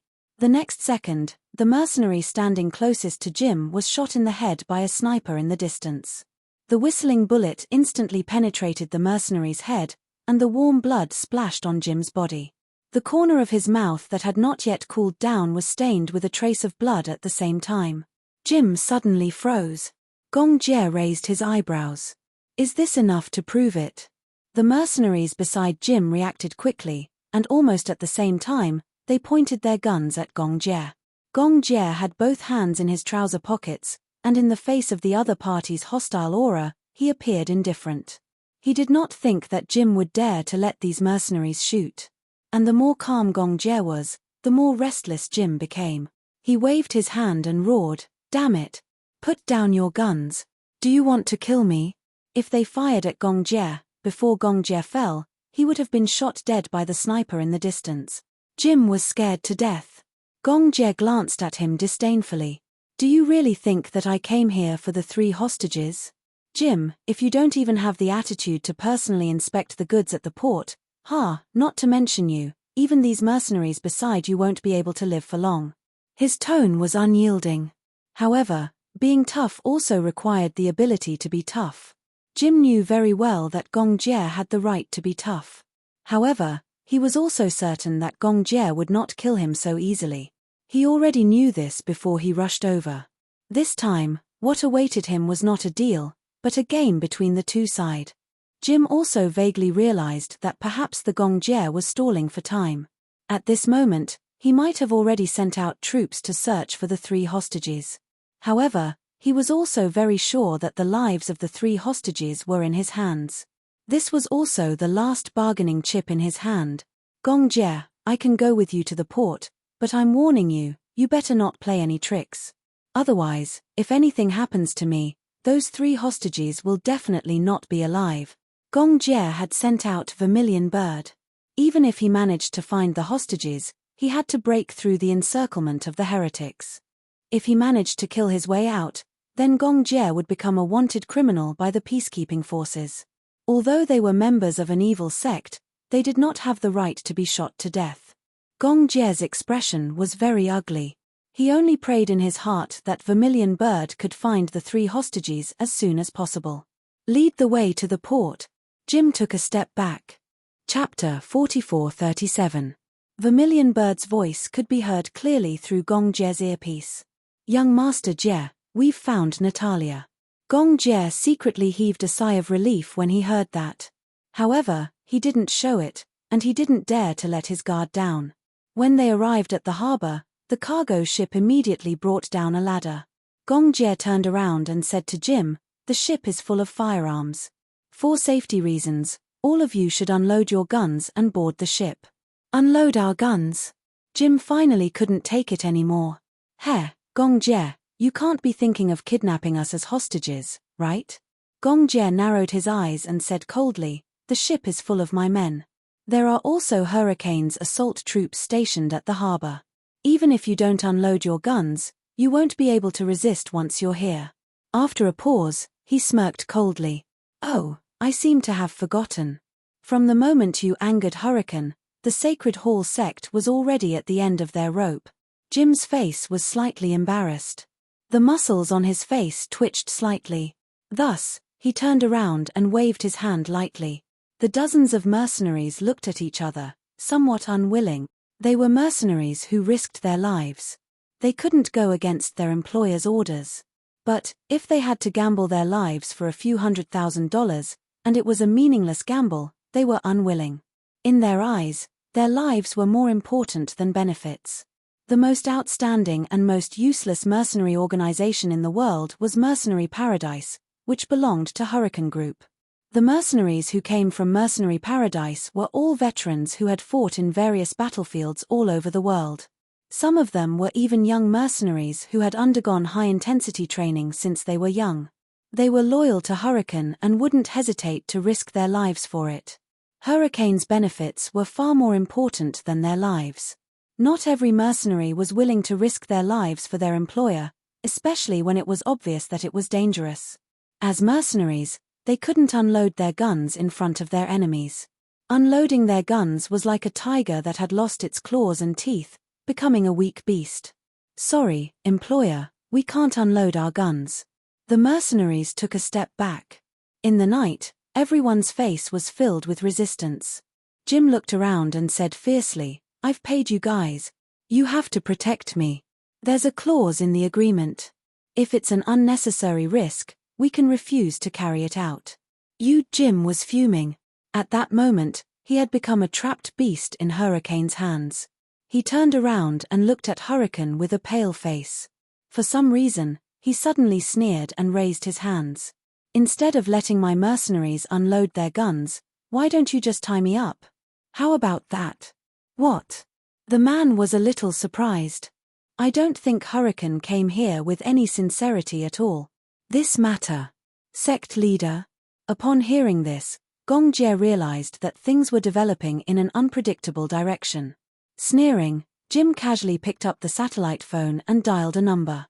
With a look from Gong Jie, one of the mercenaries behind him immediately rushed out and pinned Jim to the ground. In the blink of an eye, he had him pinned to the ground with his hands behind his back. However, the call had already been made. Chapter 44:38. The 3 hostages were in danger. Before Gong Jie could react, the mercenaries behind him pushed him to the ground and shielded him with their bodies. On the other side, Jim's mercenaries also raised their guns. Tut tut tut tat-a-tat. The sound of rifle fire was heard and sparks flew everywhere. The sound of bullets piercing through bodies could be heard from time to time. Gong Jie let out a muffled groan as he felt a bullet in his back. In the midst of the sparks, the close-range battle lasted for a minute. In just a short minute, the mercenaries on Jim's side were completely annihilated by Gong Jie's mercenaries. In the blink of an eye, the port was covered in a river of blood. They couldn't even withstand a single blow. Gong Jie stood up and heaved a sigh of relief. Taking off his bulletproof vest, He pulled out a bullet shell from his back and smashed it on the ground. Because of the bulletproof vest's protection, it only grazed his skin a little. Jim was already pinned to the ground. Gong Jie walked towards Jim and said, "Do a head count." He walked to Jim's side and stepped on his body with his military boots. Expressionlessly, he snatched the satellite phone from his hand and hung it up without hesitation. Reporting, young Master Jie. We've done a head count. No team members are dead, but 2 are injured. Is it serious? It's not serious. Gong Jie put on his earpiece and called Vermilion Bird. Soon, Vermilion Bird picked up the call. Vermilion Bird, how's the progress? Young Master Jie, we've found the 3 hostages safely and are on our way back. Did everything go well? It went well. We didn't lose any team members, but a few of my team members and I were injured. Is it serious? It's not fatal. What about you? How's it going? Everything went well. It went so smoothly that it made one's heart palpitate. The whole thing went too smoothly. In fact, it went so smoothly that it was unbelievable. Gong Jie caught a glimpse of Jim, who was pinned to the ground, from the corner of his eye. A sly smile gradually appeared on the latter's face. Instantly, his temples throbbed violently. For some reason, this smile was a little creepy and made one feel uneasy. He grabbed Jim and went straight to the point. You're not Jim. Who are you? What? Young Master Jie, didn't I hear that your subordinates brought the hostages back safely? However, do I need to remind you that your wishful thinking seems to have gone wrong? Sect Master had long expected that you would not obediently fulfill the deal. Who are you? Gong Jie was getting more and more annoyed. Even though the information reported from the other side was that they had safely evacuated with the 3 hostages and were on their way back. However, he had a feeling that things weren't that simple. Here. Jim's smile became even more dazzling. Gong Jie was certain that this man was definitely not Jim. He grabbed him by the collar and asked coldly, "Who the hell are you?" Before Jim could speak, his satellite phone suddenly rang. Gong Jie looked at the satellite phone in his hand and felt a boundless chill seeping into his body. His limbs immediately became incomparably cold and his scalp numbed. Answer it. Why aren't you answering it? Jim urged him on. Gong Jie answered the call. On the other end, a middle-aged man's deep and sinister voice could be heard. Young Master Jie, how have you been? Jim. Was the person on the other end the real Jim? Chapter 4439. How could the real Jim show up so easily? Your subordinates rushed into my territory and killed several of my followers. May I ask, how should I settle this debt with you? On the other end, the man's voice was filled with displeasure, but his calm tone made people feel even more terrified. Gong Jie frowned. Originally, he thought that since Hua Jin and the others had been brought back safely by the Vermilion Bird, then, in front of Jim, he should naturally have some confidence. However, for some reason, hearing Jim say this made his hair stand on end. I hate disobedient children the most. On the other end, the man complained, originally, the deal that has already been agreed upon, can't you just obediently fulfill it? Why do you have to play these tricks? I'm really tired of it. What do you want? Jim no longer spoke. However, through the satellite phone, Gong Jie could vaguely hear that Jim was in a very empty square. In the square, the sound of a loudspeaker suddenly came from the square. The war in this world has never stopped, just like the endless night, never seeing the dawn. After today, tomorrow, those soldiers will rush in and slaughter us wantonly. The souls that die in the hands of those soldiers will all become the puppets of those devils. They will tightly grip the throats of our souls. We will no longer have a future. We will no longer have eternal life. Immediately after, through the satellite phone, one could clearly hear the cheers of the believers in the square, as well as the cries of some women and children. All the voices were mixed together, like a sad song before one's death. Let us use our lives as a sacrifice to the great Jesus Christ. He will bless our souls and lead us to paradise. Tonight, everyone will die. If you truly love me, then please die with me. Those who survive, the government will not let you go, the armed forces will not let you go, even the hurricane will not let you go. We will fight to the death with those devils, but, please forgive me, in the end, I will use all of our souls as a sacrifice to the dawn of this world. The voice clearly came from Jim. His voice was very recognizable, high, and powerful. Today we will all die, but tomorrow he will resurrect us. In the next second, the satellite phone was cut off. Gong Jie was already drenched in cold sweat. He immediately put on his headset and contacted Vermilion Bird. The Vermilion Bird quickly picked up the call. What's wrong, young Master Jie? Are you sure you brought the 3 hostages back safely? Gong Jie said, it wasn't the real Jim who showed up. Just now on the satellite phone, I heard all the believers gathered in the square, and Jim seemed to be making a declaration. The Sacred Palace sect has a very large plaza. When I left with the 3 hostages, I saw from afar that there was a very large barrel in the middle of the podium. Bucket? Yes. The Vermilion Bird told him the whole story in a concise and comprehensive manner. The Sacred Shrine sect wasn't big and only had a few thousand followers. However, when they were rescuing the hostages, a male heretic who was guarding the hostages actually begged them to take him away. Chapter 4440. At night, Jim will summon all his followers to gather in the square. Everyone will drink the highly toxic strawberry juice and commit mass suicide. Moreover, he will burn a living person as a sacrifice before dawn. At this point, Red Sparrow suddenly shuddered. She turned around abruptly and looked at the 3 hostages in the back seat. She had been in such a hurry that she had not checked carefully. Zhu Qiu frowned. She immediately pulled out the dagger tied to her thigh and neatly cut a hole in the cloth bag. Natalia let out a muffled groan. She was obviously frightened.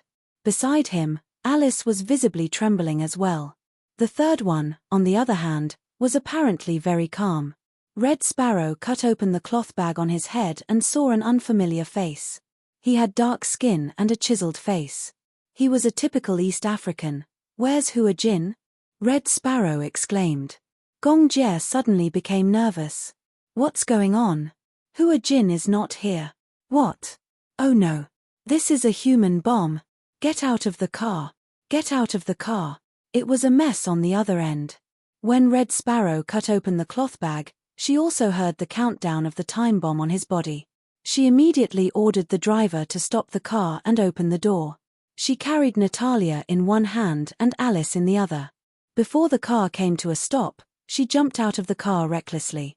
Just a few seconds after the people jumped out of the car, the bomb on the other hostage exploded, destroying the car along with it.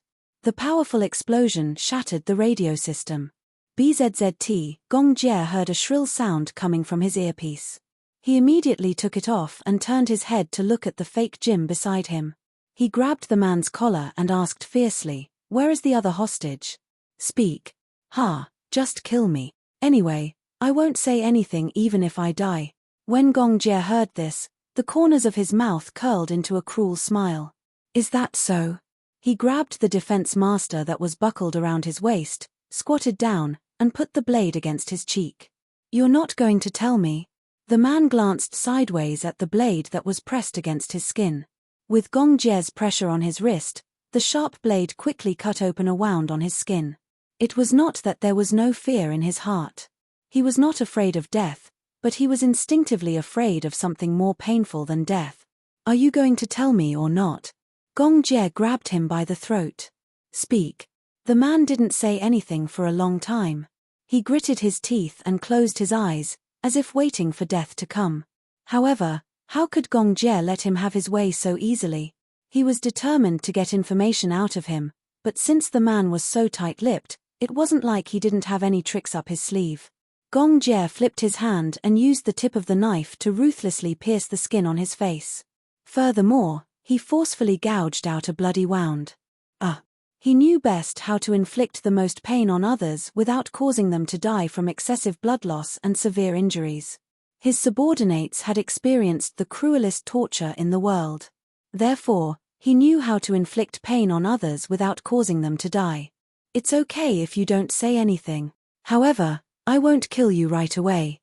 Gong Jie's breathing was heavy. He leaned close to the man and forcefully gouged out half of his skin with the defense master in his hand. Chapter 4441. Gong Jie pulled out his knife and stabbed it into the man's thigh. It was extremely painful, but it was not fatal.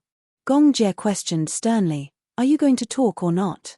The man's will finally wavered and he began to beg, "Just kill me. Just kill me. Don't torture me anymore. I'm warning you, I'm giving you one last chance. Otherwise, I have plenty of ways to torture you until you wish you were dead." Gong Jie gave him another backhand stab and stabbed him in the waist. The man screamed like a pig being slaughtered. It was incomparably mournful. I'll talk. I'll talk."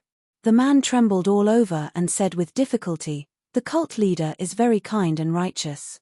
He thinks that man has the blood of the Son of God, and he wants, what does he want? He wants to use that hostage as a final sacrifice. He has decided to use that Son of God as a sacrifice. Tonight, all the believers will gather in the square and then accept the cult leader's final favor and follow him with their lives." Gong Jie was stunned when he heard this. He suddenly recalled Vermilion Bird's words. The bucket in the square is filled with strawberry juice that has been laced with cyanide. Tonight, Jim will summon all the believers to gather in the square. Everyone will drink the highly toxic strawberry juice and commit mass suicide. Moreover, a living person will be burned as a sacrifice before dawn. Today we will all die, but tomorrow he will resurrect us. Mass suicide, that was insane. Gong Jie questioned, "Sacrifice? How?" The man replied, "The cult leader plans to tie him to the cross and burn him with fire." What? Everyone looked at each other in disbelief. They could not believe that there was such a crazy thing. Gong Jie was furious. "Where is he now? Now, he should be taken to the square, right? Where is the square?" The man suddenly stopped talking. He did not want to reveal so much information. "Are you going to tell me or not?" Gong Jie held Defense Master tightly. His gaze was piercingly cold, like a beast waiting to hunt in the dark night. The man was scared half to death and finally confessed everything. "I'll take you there. I'll take you there. I beg you, don't torture me anymore." Hearing this, Gong Jie stood up, looked around, and ordered, "Prepare weapons and a car for me. But, young Master Jie, there are battles everywhere. It's too dangerous to go there rashly. Cut the crap." Gong Jie turned around, full of murderous intent. "Go and prepare. Yes. Your subordinate will go and prepare now. Long live the Divine Temple. Long live Jim. Long live the Divine Temple. Long live the Saint." Hua Jin was awakened by a group of majestic roars. He opened his eyes in a daze. Before he fully regained consciousness, he saw a huge square in front of him under the moonlight. In the square, a group of believers gathered together. Some were carrying babies while others were supporting each other. He was startled. Just as he opened his mouth, he suddenly saw a man in a black robe carrying a bucket of things and walking in front of him. "What are you doing?" Before he could see clearly what was in the bucket, he saw the man pick it up. Chapter 44-42. Suddenly, a bucket of gasoline was poured over his head. The gasoline drenched his body and instantly corroded his whip wounds. Hua Jin sucked in a breath of cold air and gritted his teeth. He lowered his head, and only then did he clearly see his current situation. He was tied to a cross, and there was a pile of firewood under his feet. On the side, a believer held a torch in his hand. The flame bloomed eerily in the night wind, like a deadly flame flower. Hua Jin suddenly felt his hair stand on end. Were they going to burn him alive as a sacrifice? In the square, hundreds and thousands of believers knelt down devoutly. "Holy Son, please bestow eternal life to our leader. Please bestow eternal life to us. Long live His Highness the Holy Son." A group of people knelt down in front of Hua Jin inexplicably. Hua Jin saw that their faces were either filled with joy or tears. Some women were holding babies and kissing their husbands reluctantly. At this moment, a group of people followed a man in a suit onto the stage. It was Jim. Hua Jin had seen him a few times. It was said that he was the leader of the thousands of believers in the square, the great leader of the Sacred Palace sect. Jim stood on the podium, and for the last time, he faced all the believers and gave a speech. "Tonight, here, everyone will die. If you really love me, please be sure to die with me with dignity. In the future, the Lord will bless your souls with eternal life. In the bucket in the middle of the podium, there is strawberry juice with hydrogen chloride. Hydrogen chloride? Hua Jin suddenly felt a chill run down his spine. That was highly toxic.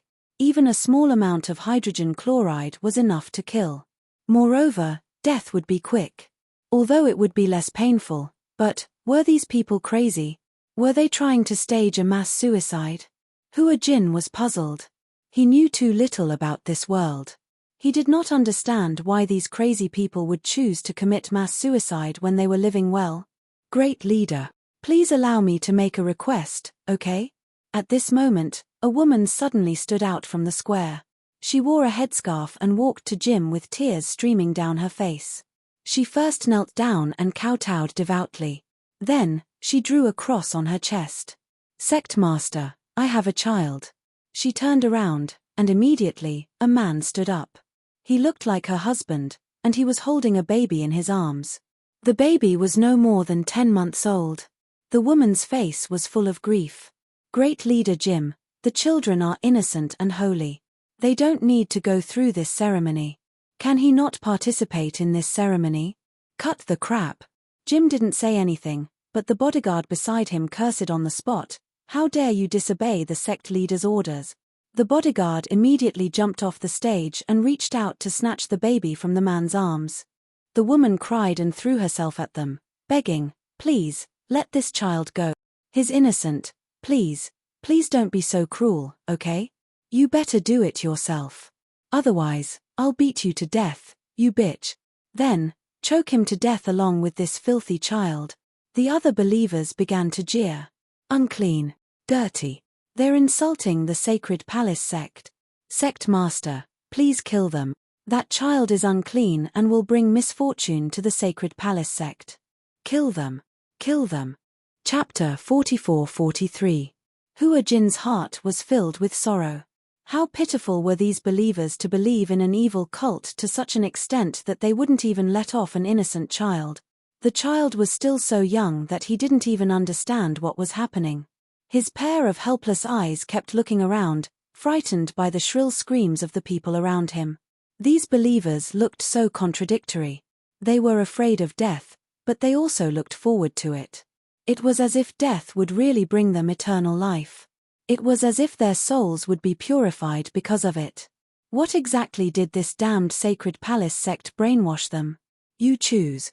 The bodyguard's face was cold. Do you want to kill this child, or we will behead you honorably? The poor mother took the child from her husband's arms and looked at the pure and flawless face of the child in her arms. Even if she couldn't bear it, she had to endure the pain and make a decision. I choose to do it myself. No. Hua Jin suddenly shouted to stop her. Everyone turned to look at him. Under everyone's gaze, Hua Jin was at a loss. He pondered for a while and finally gathered his courage and said seriously, everyone, don't listen to the nonsense of this so-called leader. What Sacred Palace sect? He will only bring you misfortune. However, no one understood what he said. They couldn't understand Chinese. The saint has spoken. The believers once again kowtowed devoutly. A sense of powerlessness suddenly engulfed his whole body. Hua Jin could only watch helplessly as the mother let out her last sorrowful wail. Immediately after, she was forced to take a glass of strawberry juice from the bodyguard. Her heart ached, but she forced the child's mouth open and slowly poured the sweet but poisonous strawberry juice into the child's mouth. The poison took effect very quickly. The child cried a few times, then suddenly straightened his legs and stopped moving. His pair of clear eyes immediately darkened. The mother's tears fell like rain. She poisoned her own child with her own hand. My child, her husband beside her also cried bitterly. There was nothing more painful than killing your own child with your own hands. However, at this moment, under the baptism of the evil cult's teachings, the believers who had long lost their humanity began to cheer. Let us welcome this great moment. As soon as he finished speaking, believers continuously walked up to the podium, picked up the strawberry juice, and drank it in one gulp. An old man began to resist. I don't want it. I want to leave this place. I don't want to die. I don't want to drink that. He finally had a mental breakdown. He struggled continuously, pushing aside the crowd in an attempt to escape. However, a believer pushed him to the ground and a few people stepped on him. Another believer brought strawberry juice and forced it down his throat. How could a powerless old man be a match for these crazy believers? He was forced to drink the strawberry juice. He convulsed and fell to the ground. Then, he stopped moving. One after another, believers drank the strawberry juice, and more people went up to the stage to receive it. In the blink of an eye, many people in the square had fallen. The night breeze blew gently, as if something was wailing mournfully. Hua Jin watched as the believers drank the strawberry juice, but he was powerless to change the situation. Chapter 44-44. Hua Jin did not expect such a thing to happen in this peaceful era. He also did not expect that the world was not as peaceful as he thought it was. He had always lived in a peaceful country. It was hard for him to imagine such cruel things. Now, this tragic scene was playing out in front of him. Perhaps it was because the smell of gasoline on his body was too pungent, but he suddenly felt nauseous. He wanted to vomit and felt extremely uncomfortable. He struggled for a while, but his hands were tightly bound and he couldn't move. A believer walked over with a torch. At the same time, the believers in the square became more and more enthusiastic. Long live the Son of God! Long live the sacred shrine! Long live Lord Jim! It was like the last carnival before death. Hua Jin did not know if it was the believers' sorrow or the world's sorrow. It was said that these believers became Jim's fans and supported the sacred shrine because they thought the sacred shrine gave them the last pure land. Most of these believers were refugees from warring countries. Some were even civilians from developed countries. Some of them were old people who had experienced world wars. Some of them were people who had experienced the global financial crisis and went bankrupt. The sacred shrine was founded to fight racial discrimination. Jim was enthusiastic about helping the poor, but he was rejected by some stubborn conservatives in the church. Therefore, Jim decided to build his own church, a sacred church that was truly free and equal. A church that even black people could enter. In the beginning, racial discrimination became more and more severe. Many black people worshipped him as Jesus Christ. He went door to door to collect donations and sold small animals. Finally, he raised enough money to build the church. They set up free cafeterias, day care centers, clinics for the elderly, and other social services. However, later on, the sacred shrine became more and more different from traditional Christianity. Its teachings were gradually distorted. Later, Jim moved the core believers to Siana in East Africa. He promised the believers that it would be a tropical paradise without the evil of the outside world. Most of the core believers followed him to Siana. They were forced to work according to Jim's instructions. Everyone worked together to build the sacred shrine. All the believers lived in the sacred shrine isolated from the outside world. They were extremely poor. They had no private property, no personal life, and no space for thoughts. They were closely monitored by Jim's armed guards. Any believer who tried to ask for personal freedom, such as sex without Jim's permission, would be severely punished. If a believer was found to have apostasy, they would be tortured or even deprived of their life. They did not even know that the outside world was not the end of the world they imagined. Jim, on the other hand, lived a life without restrictions. He owned the fruits of the believer's labor. He lived in a luxurious room with all the modern facilities. He could have sex with any male or female believer. The believers were required unlimited worship, loyalty, and absolute obedience to Jim. Chapter 44-45. A pitiful person must have a detestable side. Ignorance was also a sin. Hua Jin's heart gradually sank into despair. He thought that Alice and Natalia should have been rescued. What he was about to face was probably death. At this moment, he suddenly envied those believers. After drinking the strawberry juice that contained hydrogen chloride, they died without much pain. What he was about to face was a raging fire. In the square, some people obediently drank the strawberry juice, while others resisted. However, in the end, those who resisted were shot to death, strangled to death, or injected with cyanide. Jim sat on the throne, trembling as he took out a pistol from the hidden lining of his suit and calmly loaded it. However, when he pressed the muzzle to his temple, his emotions suddenly became agitated. I will be immortal for all eternity. Everyone must follow me, he suddenly shouted. Mother, mother, burn the holy sun, burn the holy sun. The screams became fiercer and fiercer. Hua Jin looked at the people holding torches getting closer and closer. His whole body trembled as he closed his eyes. However, in the next second, the roar of a car came from the end of the square.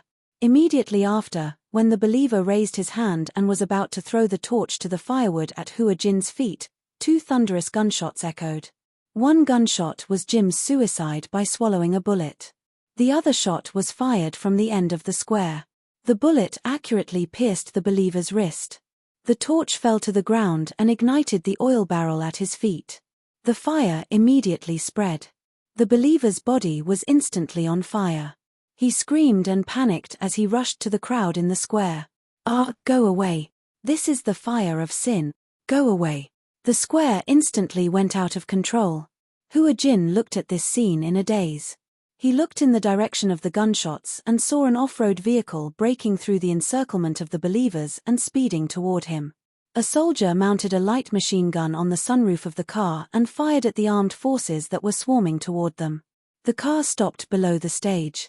Gong Jie pushed open the car door and got out. With a single stride, he effortlessly stepped onto the stage and walked toward Hua Jin. At this moment, Hua Jin was already shocked speechless. Gong Jie, how are you? When Gong Jie saw the whip wounds all over his body, his eyes were burning with anger. Damn it! What did these people do to him? Did they use private punishment? What are you doing here? It's too dangerous here. If I didn't come, you would have died. But what? Shut up. Gong Jie had a murderous look on his face. His murderous aura was so strong that Hua Jin didn't dare to speak for a while. Gong Jie had just untied the ropes around his arms when Hua Jin caught sight of a believer walking toward Jim from the corner of his eye. At this moment, Jim had already fallen on his cult leader's throne and shot himself. Only his cold body was left. The believer took the gun from Jim's hand and reloaded it. Then, he aimed it in the direction of Hua Jin and Gong Jie. Beneath their feet was firewood soaked in gasoline. Once the bullet hit the firewood, it would explode violently. Danger! The moment the believer opened fire, Hua Jin suddenly pushed Gong Jie to the side. Chapter 44-46. Gong Jie climbed up nimbly, grabbed Hua Jin's collar, and jumped off the stage. Hua Jin's skills were not as good as his. He stumbled all the way until he was thrown into the car. Gong Jie also got into the car. The machine gunner, who was standing at the sunroof, swiftly loaded his gun. Amidst the hail of bullets, he was shot in the shoulder. Young Master Jie, I've been shot. We have to get out of here as soon as possible. Gong Jie stepped on the accelerator, and the car suddenly sped forward. The believers who had surrounded them were scared into retreating. The light machine gun had a total of 100 bullets, and it had been firing all the way. At this time, there was no way to control whether the bullets were aimed at the armed forces or civilians. At this time, anyone who pounced on the car was identified as a militant by the machine gunner and shot dead one by one. It was especially at this time that they could not compromise with so-called kindness. In a moment's time, they could be the ones to die here. Gong Jie drove the car, charging straight ahead. He tried his best to find an empty road with no one around. However, someone shouted from outside the car, and those crazy believers persevered and pounced on the car. It was obvious that they wanted to use their bodies of flesh and blood to block their way. Hua Jin shrank into the corner of the car. There were many militants outside the car, and they were all armed.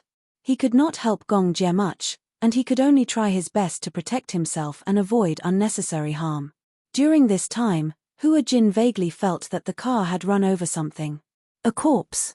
Or a living person who had been rolled under the wheels. He covered his face in shock, not daring to think too much. The machine gunner was still defending his last position. All of a sudden, Hua Jin felt a warm liquid splashing on his face. He looked up and saw that one of the machine gunner's arms had been injured by a bullet. Blood was gushing out endlessly. You're injured. However, The machine gunner could not hear him. He had followed Gong Jie to rescue Hua Jin. He already knew that following Gong Jie this time would not bode well for him. On the way here, one of his brothers had died in the smoke. He had never thought of leaving alive. He only wanted to use his body of flesh and blood and his astonishing willpower to escort Gong Jie and Hua Jin out of this place. This was his mission. The car left the square without a hitch, and soon left the believers far behind. However, Gong Jie still did not dare to let down his guard. "Leo, how are you?" He looked straight ahead, held the steering wheel, and asked the machine gunner. However, there was no response for a long time. Hua Jin carefully patted the machine gunner's waist, but there was no movement for a long time. An ominous premonition arose in his heart. "Is it important? Are you okay?" He carefully carried Leo back to his seat. Only then did he realize that Leo's throat had been injured by a bullet and was badly mutilated. Blood gushed out, but he still maintained the posture of hugging the machine gun. His eyes were opened in a daze, and his whole body was trembling. With his throat injured, he could no longer speak. Even if the environment was not so harsh, Hua Jin knew that the machine gunner named Leo was probably dead. "What should we do?" Gong Jie, he's seriously injured. Gong Jie held the steering wheel tightly. His bloodshot eyes looked at Leo through the rearview mirror. Chapter 44-47. Bang! A loud sound was heard. Gong Jie fired. In an instant, the bullet hit the oil stain on the bottom of the car. In an instant, flames spread all the way and surrounded the oil cylinder. The car exploded and flipped over. "Let's go. We can't stay here for long.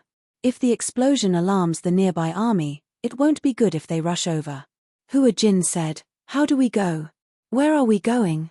"To the port. Most of the troops are waiting there. But first, let's find a place and let them send troops to pick us up." "Okay." Hua Jin followed Gong Jie. He knew in his heart that most of East Africa had fallen into the smoke of war. Originally, it was only a small-scale battle. However, it had evolved to a larger and larger scale. The car rampaged all the way. Along the way, Hua Jin watched the car pass through the rain of bullets. It was hard to imagine that if they were a step later, they would be completely surrounded by the armed forces. At that time, the consequences would be unimaginable. What he didn't expect the most was, originally, he had completely given up in his heart. However, he didn't expect that Gong Jie would take such a big risk to rush over to rescue him. Was he not afraid of death? Knowing that the whole of East Africa was covered in the flames of war, he dared to drive a jeep into the divine temple. This time, thank you, Hua Jin still had lingering fear. He didn't hide his gratitude at all. Gong Jie turned around and glanced at him. "What are you thanking me for?" "Thank you for rushing over to save me." "Humph." Gong Jie became arrogant. "Do you think I rushed over here to save you? What else? If it wasn't for sister repeatedly asking me to take care of you, I wouldn't have bothered." The grateful smile on Hua Jin's face gradually disappeared. This Gong Jie. He even said that he was touched. He was touched for a long time. He didn't expect that it was because of this reason. Besides, what are you thanking me for? If it wasn't for the grudge between Hurricane and the Divine Temple, you wouldn't have been implicated. Grudge? How could the Divine Temple have a grudge with Hurricane? Hua Jin took a few steps forward. What's going on? Surprisingly, Gong Jie was patient enough to tell him everything in detail. The Sacred Palace sect is at their wits' end. Originally, he had fled to East Africa to find a paradise that was conducive to the development of the church. He did not expect that a war would break out. Without enough food and armaments, they were like trapped beasts in East Africa. That's why he's doing everything he can to kidnap Hurricane as a hostage. He wants to use this hostage to threaten Hurricane. Hua Jin muttered to himself, why does Hurricane make enemies wherever he goes? Gong Jie turned around. What did you say? No, nothing. In that case, he was the one who was implicated. The thought of Professor Romanka's tragic death made him even more fearful. Do people really have a destiny? Among the four of them, only Professor Romanka did not escape the disaster. Romanka is dead. He was beheaded by those disciples. I know. Do you know? Yes, The Divine Temple sect sent a beheading video a few days ago to provoke Hurricane. Hua Jin didn't know that the game between Hurricane and the Divine Temple sect was so dangerous. Chapter 44-48. We are about 40 kilometers away from the port. If we walk, we might not be able to get there in one night. We have to get back to the port before dawn tomorrow. If his men did not come to their rescue in time, then they might be trapped in such a chaotic place. What worried him even more was that there seemed to be no news from Vermilion Bird. In the last call, he seemed to have heard the sound of an explosion. Gong Jie suspected that Jim had replaced Hua Jin with another suicide bomber, pretending to be a hostage. In fact, he had enough explosives tied to his body. He did not know how Vermilion Bird, Natalia, and Alice were doing. He had already dispatched dozens of mercenaries to search for them according to the location of the last call. So far, there was no feedback. However, Gong Jie was not worried about Vermilion Bird and the others. His most important goal now was to get Hua Jin out of here safely. However, these 40 kilometers on foot was nothing for him. Normally, 40 kilometers was just one of his training subjects. But for Hua Jin, although 40 kilometers was really long, under the control of the desire to survive, it could always stimulate his infinite potential. In order to survive, 40 kilometers was nothing at all. The scary thing was that he did not know what he would encounter on this 40 kilometers road. Put this on. Gong Jie handed him a bulletproof vest. Hua Jin took it, but did not expect the bulletproof vest to be far heavier than he imagined. Why is it so heavy? Because it is a bulletproof vest. Is it? Hua Jin said, I have seen bulletproof vests before, but they are not this heavy. Hua Jin put on the bulletproof vest and muttered, this is like making me walk 40 kilometers with this weight. It's killing me. Of course, a normal bulletproof vest is not this heavy. Why? Because, Gong Jie walked in front of him, stretched out his hand, pulled out a straw from the vest, and opened the valve. There is a filtration device in here, and there is some water in it. If they ran out of water, as long as there was a water source, they could replenish themselves. When the water was pumped inside, it would go through a circulation device and be converted into a standard that could be consumed by the human body. In addition, this is a special grade bulletproof vest. Apart from heavy sniper bullets, it can withstand bullets of many types and ranges.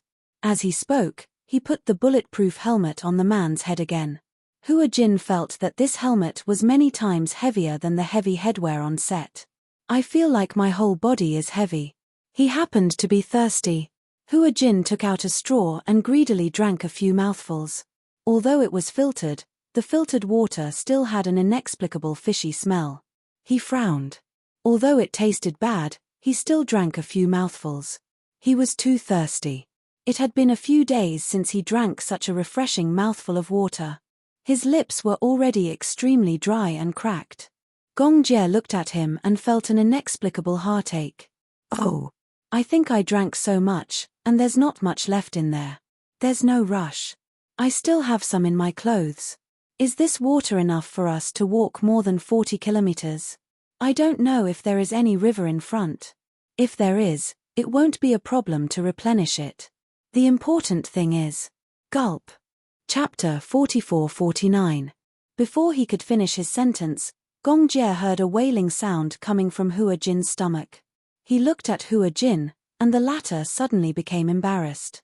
This, hungry? Yes. You haven't eaten well these few days, right? Yes. Here.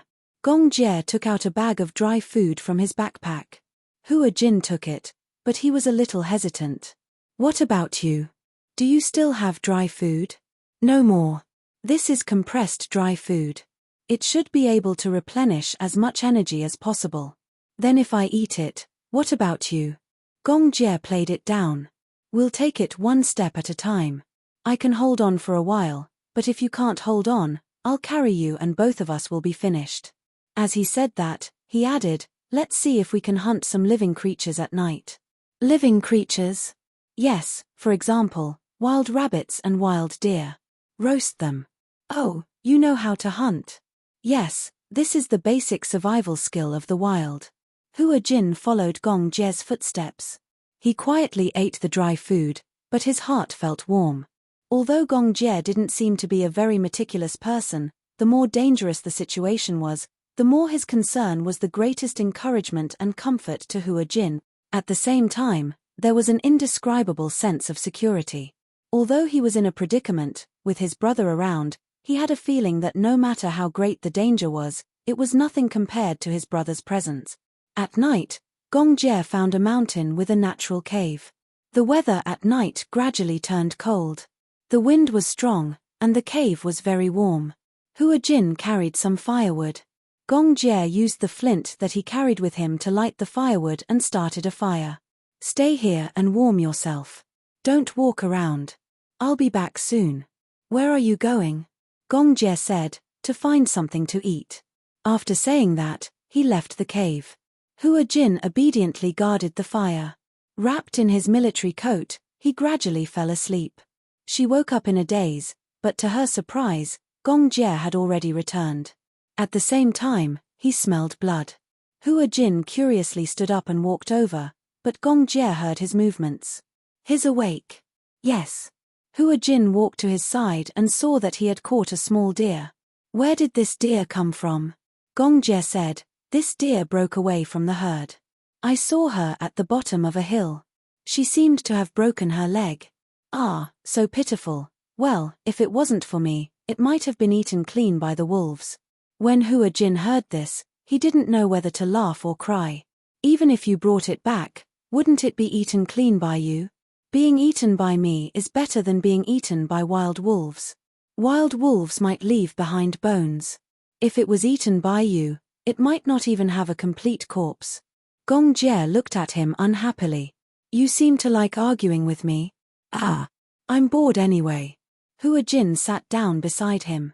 Watching him skinning the deer skillfully, he couldn't help but complain, "If I didn't know better, I would have thought that you were a butcher."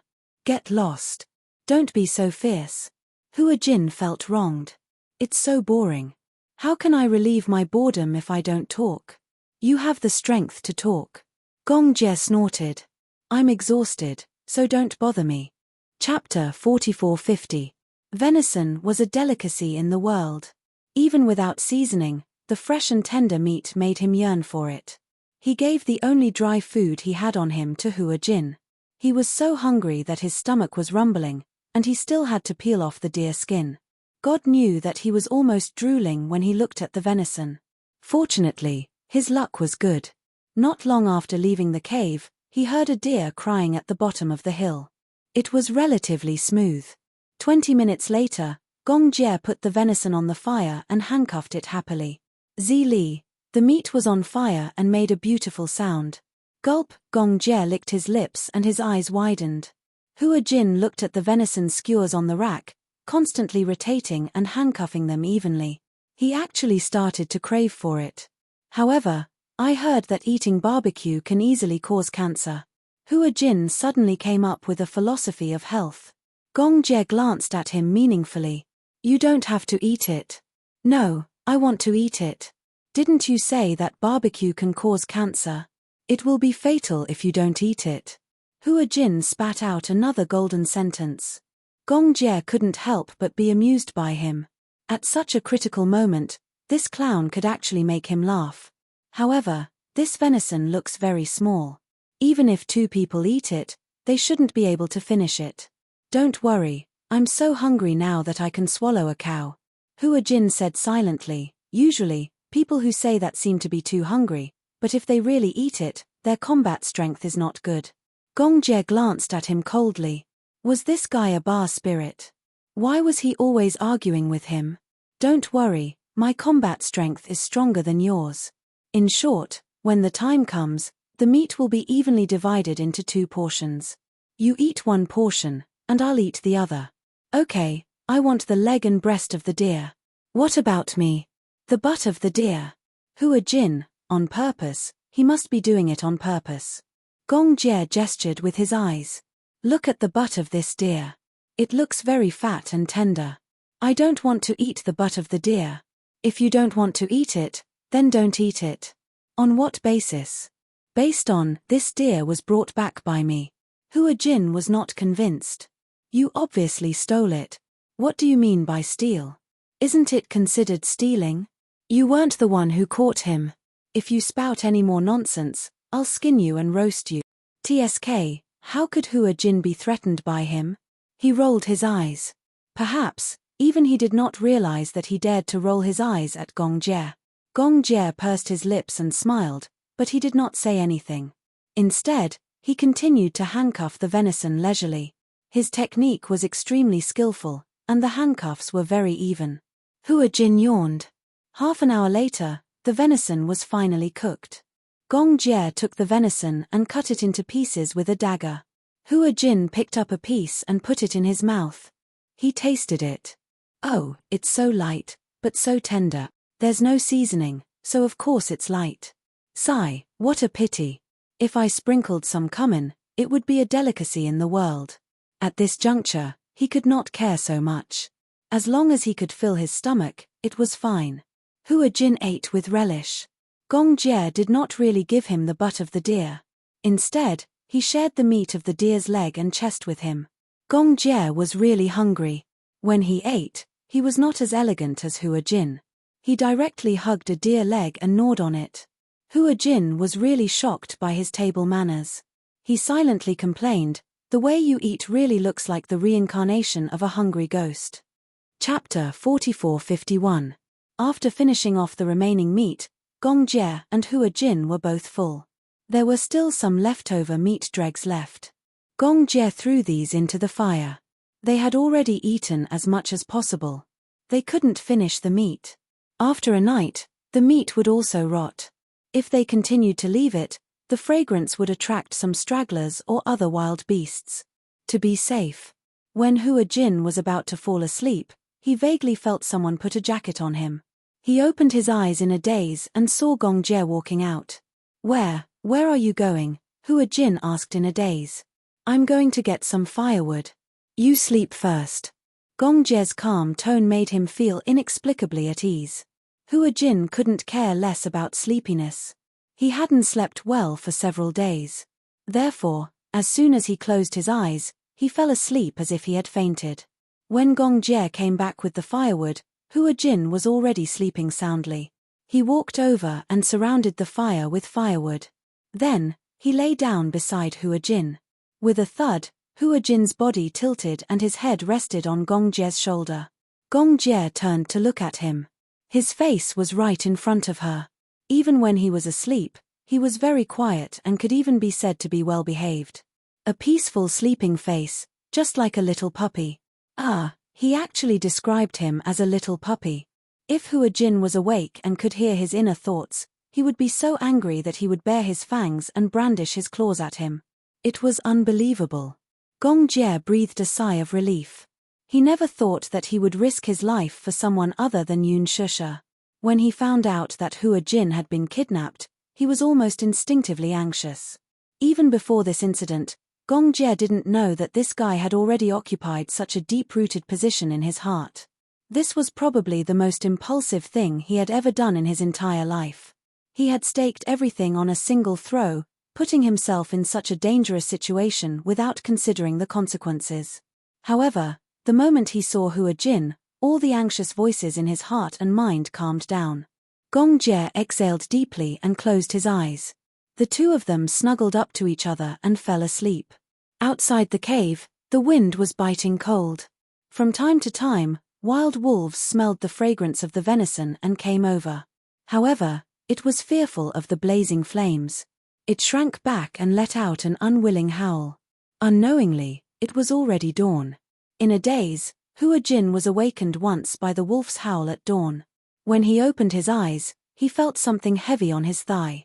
He lowered his head and saw that Gong Jie had fallen asleep on top of him. No wonder. In his dream, he dreamt that he was lifting weights and his thighs were extremely heavy. It turned out that this fellow was sleeping on his lap. It could be seen that he was really tired. Before seeing him, on the ship, Gong Jie didn't really have a good rest. It was even difficult for him to close his eyes. He slept briefly once, but was woken up by a nightmare. He dreamed that Hua Jin and Alice were also beheaded, and only Natalia was saved. After waking up from the dream, He felt uneasy and didn't dare to sleep anymore. He was afraid that if he slept, the nightmare would come true. At dawn, the wolves were howling, but he didn't wake up. Chapter 44:52. He lowered his head to look at the man. Even though he was in such a sorry state, it couldn't hide his high spirits. He was a clean freak. Not showering for 2 days was probably his limit. What made it hard for him to calm down was, it seemed that no one had ever fought so hard for him before. He had thought that Gong Jie would definitely give up on him. After all, the fighting around them was escalating. East Africa was completely engulfed in the whirlpool of war. If Gong Jie had come alone to save him, he might have been buried with him.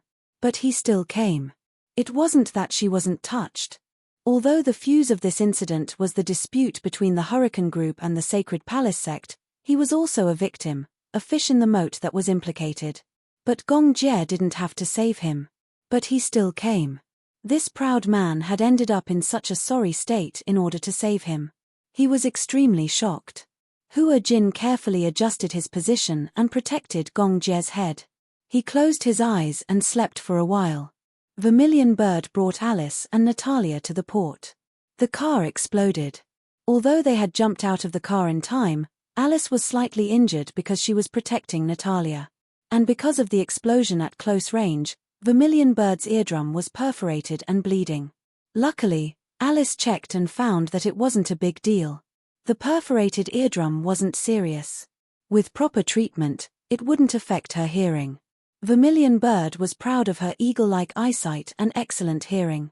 If her hearing was damaged, she would definitely feel depressed. The car was destroyed, and the supplies were gone. Luckily, Vermilion Bird still had some equipment on her. She hijacked a car halfway, passed through the rain of bullets, crossed the battlefield, and finally reached the port. Vermilion Bird got out of the car and boarded the ship with Natalia and Alice. However, she didn't see Gong Jie and Hua Jin. "Where's young Master Jie?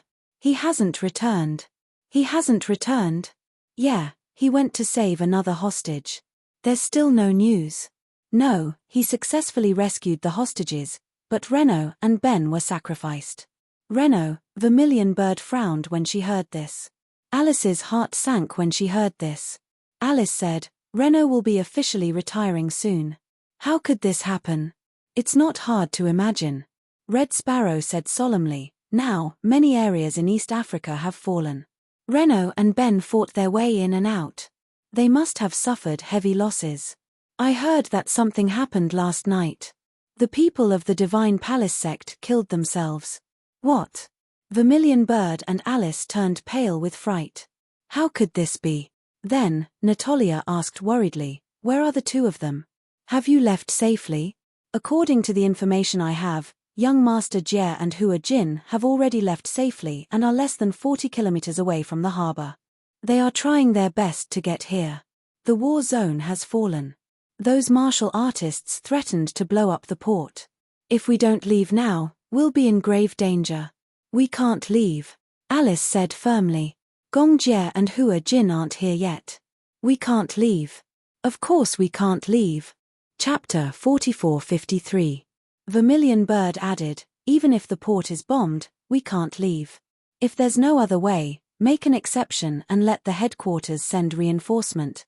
Under normal circumstances, Hurricane would never interfere with the internal affairs of other countries. Especially under such circumstances." Vermilion Bird said, "Send me a few men. I'll bring them to find Gong Jie and the others." "No." Alice was the first to object. "You're seriously injured and your hearing is damaged. You won't be able to recover in a short period of time. If you bring people over now, you'll be courting death. Then what should we do?" Vermilion Bird spread her arms, her face red with anxiety. "Do you want us to wait here and do nothing? So what if I'm injured?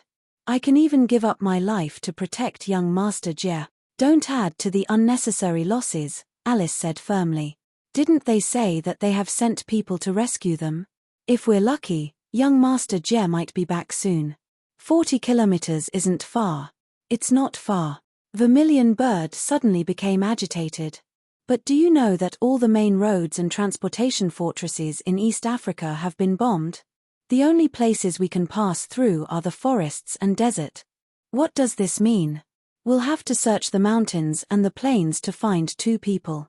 It's like looking for a needle in a haystack. Since you know it's like looking for a needle in a haystack, Alice took a deep breath. Then don't be impatient. Don't act rashly.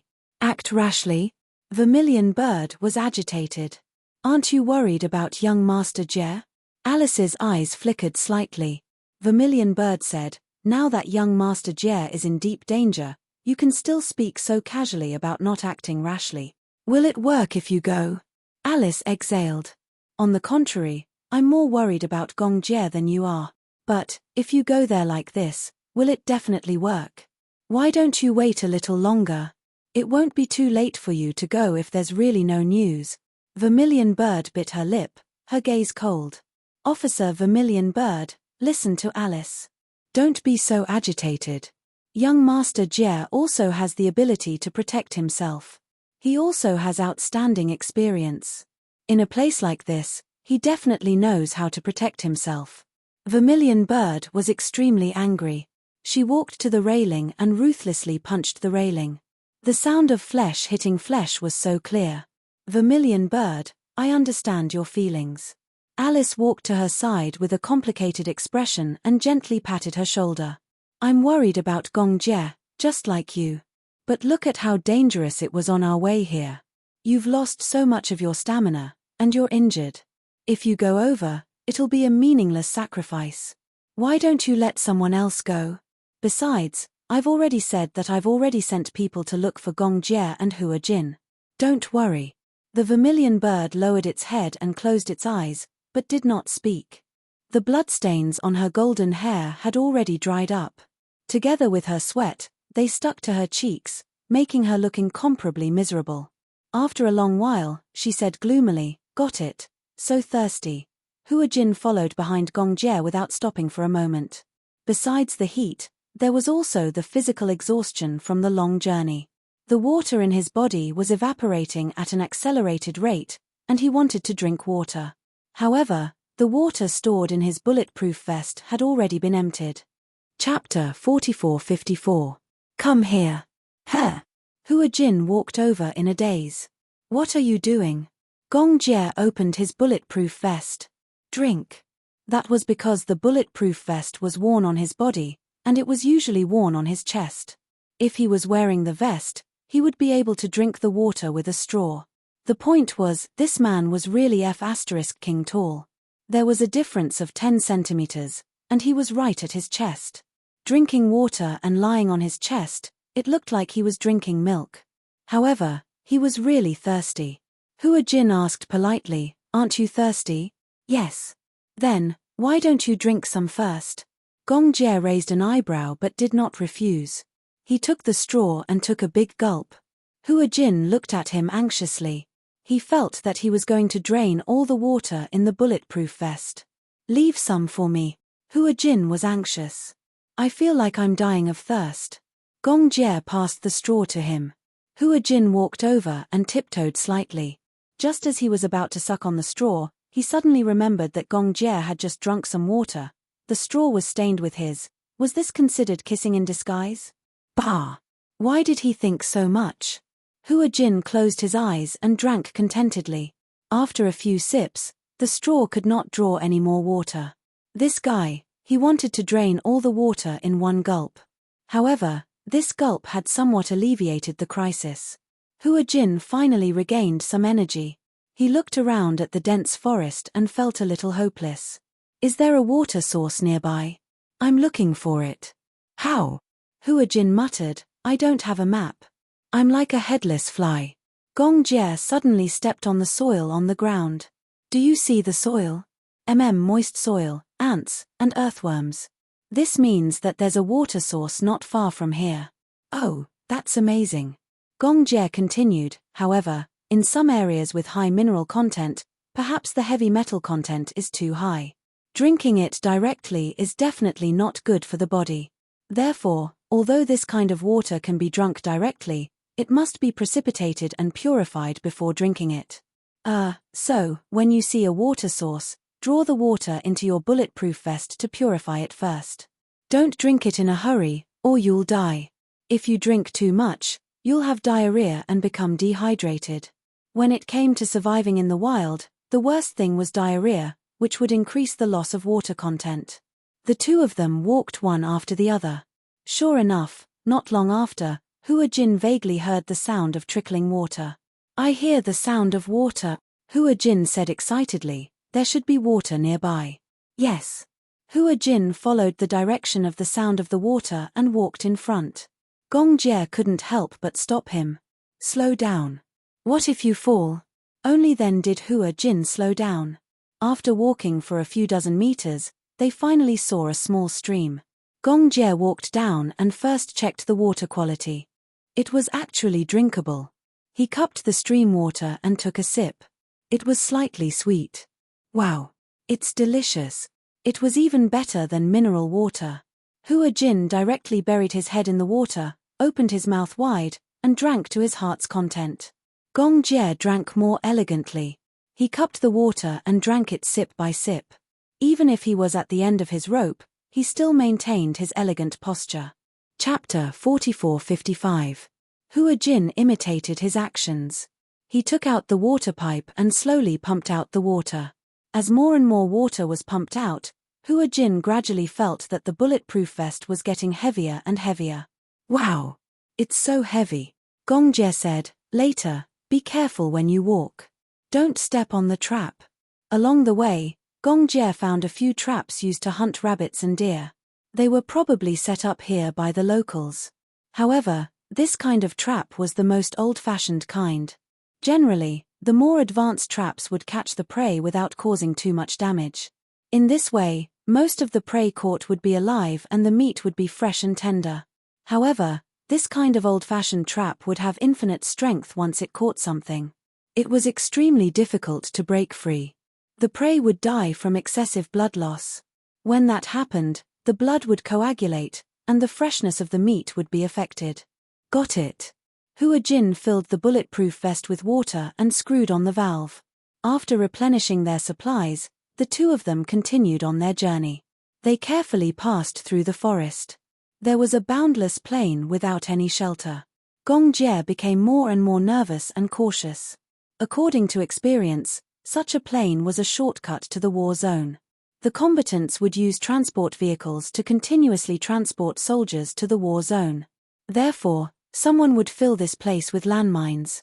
Once the vehicle crossed the line and detonated the landmines, it would immediately flip the vehicle upside down. The landmines were not powerful, but it was enough to blow people up.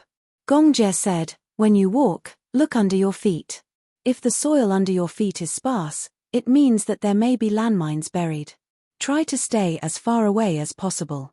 When Hua Jin heard this, he suddenly became nervous. There's such a thing. Yes. Gong Jie pointed at a layer of overturned soil not far away and walked over. Do you see this pit?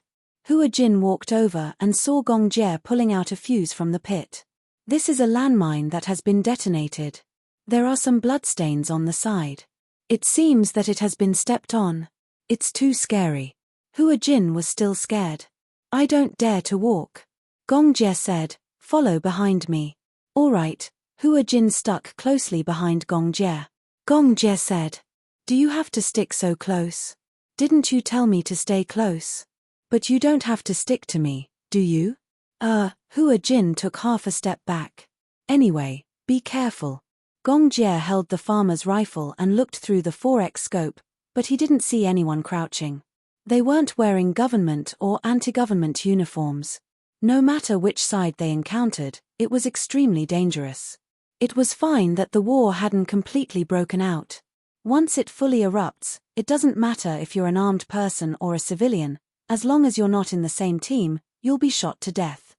Give me a weapon too. Gong Jie turned around and was a little surprised. You know how to shoot. I've acted in war dramas before, so the crew organized systematic drills. Gong Jie casually handed over a Desert Eagle to him. Hua Jin fumbled around, loaded it, and then pulled the trigger. But he didn't expect the trigger to be lighter than he imagined. Gong Jie immediately turned around and aimed his gun at the empty space beside him. Chapter 44:56. The dirt and dust that was stirred up made the two of them covered in dust. Gong Jie's eyes were about to spit fire. If he had been a little slower, the bullet would have pierced his abdomen. "Are you crazy? Why are you shooting at me?" Hua Jin's face was red with embarrassment. "I didn't expect the trigger to be so light. I almost died in your hands." Gong Jie was still in shock and stared at him. "Put the safety on." "Oh." Angrily, Hua Jin put the safety on the gun and carefully guarded it. Gong Jie frowned. "Don't touch it unless it's a critical moment." "I know. I'm sorry." Hua Jin muttered with a distressed expression. He was scared to death just now and felt that he was holding him back. He thought that if he was not a burden, Gong Jie would not have such a hard time leaving. His stamina was really lagging behind. Even so, Hua Jin gritted his teeth and followed Gong Jie closely. After walking for some time, Gong Jie raised his hand and looked at his watch. The watch was equipped with a smart GPS system. They were about 30 kilometers away from the port. Bad luck. There were no cars on the road. If there was one with wheels, it would reduce the burden of the journey. So tired, the two of them had already traveled 10 kilometers. Along the way, Hua Jin could not bear to drink water. The skin on his lips had peeled off a few layers. Gong Jie sat down and touched his stomach. He was hungry after such a long time of physical exhaustion. However, he did not have any dry food with him. He could only take out a straw and drink some water. After resting for a while, they continued their journey. Hua Jin walked unsteadily. The scorching sun was on top of his head. His face was red from the heat. If it was in the past, he would have screamed and yelled. His skin was famous for being allergic. He would get sunburned easily after being exposed to the sun for a long time. But now, even dry food was a problem, let alone protection from the sun. He really wished that he was a solar engine that could convert the sun into his body's power. Hua Jin stumbled and suddenly stepped on a piece of soft soil. Beep! Gong Jie, who was walking in front, suddenly turned his head. Before his brain could issue an order, his body had already reacted under the condition of reflex and rushed towards Hua Jin. In an instant, the landmine buried under the soil exploded. Bong! The power of the landmine sent the two of them flying a few meters away. Gong Jie hugged Hua Jin tightly, and the two of them rolled far away. Until the two of them stopped. Gong Jie sat up and shook his head violently. He looked at Hua Jin, who was frowning in his arms, and gently patted his face, only to see that his ears were bleeding. His eardrums were slightly damaged because of the explosion. Gong Jie's ears were also slightly blind. However, he sat on the ground and felt a slight tremor. His many years of combat experience told him that a car was coming. He immediately put Hua Jin down, picked up his rifle, and looked in the direction of the sound, eyeing it covetously. Through his scope, he saw an off-road vehicle driving over shakily. Gong Jie narrowed his eyes, aimed at the windshield, and fired 2 shots. The accurate bullets instantly pierced through the glass. The shattered glass caught the two people in the car off guard. Chapter 44:57. Just as he touched the landmine on his waist, he hesitated and retracted his hand. "No, I can't blow up the car." Gong Jie stood up and dragged Hua Jin to a tree. Using the tree as cover, he aimed at the car. Da. Hua Jin vaguely heard the sound of gunshots. He struggled to get up, but before he could see what was going on, Gong Jie shielded him with one hand. "Don't move." He turned to look at Gong Jie, only to see the latter skillfully reloading his gun with one hand and shooting in a certain direction. Hua Jin took out the binoculars on his bulletproof vest and saw a car parked not far away. 2 men in plain clothes with guns were shooting in Gong Jie's direction. They had obviously discovered Gong Jie and Hua Jin's hiding place. Bullets kept hitting the tree trunk. Hua Jin could not help but tremble with fear. He carefully hid himself behind the tree. He only had a pistol on him, so he could not help Gong Jie. The only thing he could do was to protect himself. The other party was especially cunning and knew how to use the car as a cover. Gong Jie was reluctant to hit the car. His original intention was to kill the 2 men and then take their car. After reloading 3 magazines, the gunshots finally stopped. Gong Jie shot the 2 men and stood up. First, he scanned the surroundings with the scope. When he confirmed that there was no one else, he said to Hua Jin, "I'll go over and take a look. You stay here and watch for me." "No, I'll go with you." Hua Jin stood up. He thought that although he could not help much, he might be able to take a bullet for Gong Jie when necessary. Gong Jie hesitated for a moment and finally nodded. "Stay close." "Okay." Gong Jie and Hua Jin walked to the side of the car. There were 2 men lying on the ground. They had been shot in the shoulder and had lost consciousness. When the powerful bullet pierced their shoulders, it also caused a lot of damage to their brains. Or, at such a time, they could only pretend to be unconscious to escape death. However, Gong Jie would not give them such a chance. On the battlefield, there were too many people who pretended to be corpses and shot people in the back. He did not want to be ambushed for no reason. Gong Jie took out a Colt and fired 2 more shots at the 2 unconscious men on the ground. The 2 men's bodies twitched and their legs straightened. "Get in the car." "Okay." Hua Jin nimbly got into the car. Just as Gong Jie started the engine, he saw through the rearview mirror that someone had suddenly popped out from behind the car. It turned out that there was a person crawling under the car, using the car as cover. Hua Jin watched helplessly from the rearview mirror as the man whipped out a pistol. "Be careful." Hua Jin immediately pressed Gong Jie's head and hid behind the seat. Da. The bullets hit the central control panel. Gong Jie immediately knew that there was someone behind the car. He lowered his head, started the car, put it in reverse, stepped on the accelerator, and ran over the man. The man let out a scream and was knocked to the ground. "Are you okay?" Gong Jie controlled the steering wheel and put the car in gear again. "I'm fine. Why are you bleeding?" Hua Jin touched his neck. When the bullet grazed his neck, he did not feel any pain. It was only when he touched the wound that he felt a burning pain. When the bullet passed by, there was a burning pain. Chapter 4458. At this time, you still care about whether it leaves a scar or not. Gong Jie's face was full of disappointment. He put the car in gear, stepped on the accelerator, and knocked the man who was struggling to get up to the ground again. The car sped away. Hua Jin looked at the 3 corpses behind him with lingering fear. He was still in shock. "Is there enough gas in the car?" "Not much, but it should be enough to drive for 20 kilometers. "Well, that's good." Hua Jin's heart finally calmed down a little. "You said you can shoot, right?" Gong Jie said and threw the rifle to him. "When I ask you to shoot, aim at the ground and shoot a few bullets. If there were landmines, detonate them in advance." This was the most helpless way to eliminate explosives in an emergency situation. Hua Jin held the gun and was a little hesitant. "Do you have enough bullets?" "Only 100 or 200 bullets." "Then, do you want to save some? I don't know if we will encounter enemies in the future, but if we save these bullets, the car will be blown up by the landmines. That's not worth it." "Oh, I understand." Hua Jin followed Gong Jie's instructions and used bullets to eliminate the explosives. As Gong Jie expected, along the way, Gong Jie could see if the soil was turned over. At his order, Hua Jin fired a few bullets at the area. It worked every time. They really eliminated a few areas with landmines. Leaving the plain area, they unknowingly reached the seaside. Following the seaside road, they could smoothly reach the port. However, the road by the sea was devastated by the explosion. The car struggled to move on the road, and the speed had to be reduced to the slowest. Unknowingly, it was already evening. At dusk, the seaside and the horizon became a line.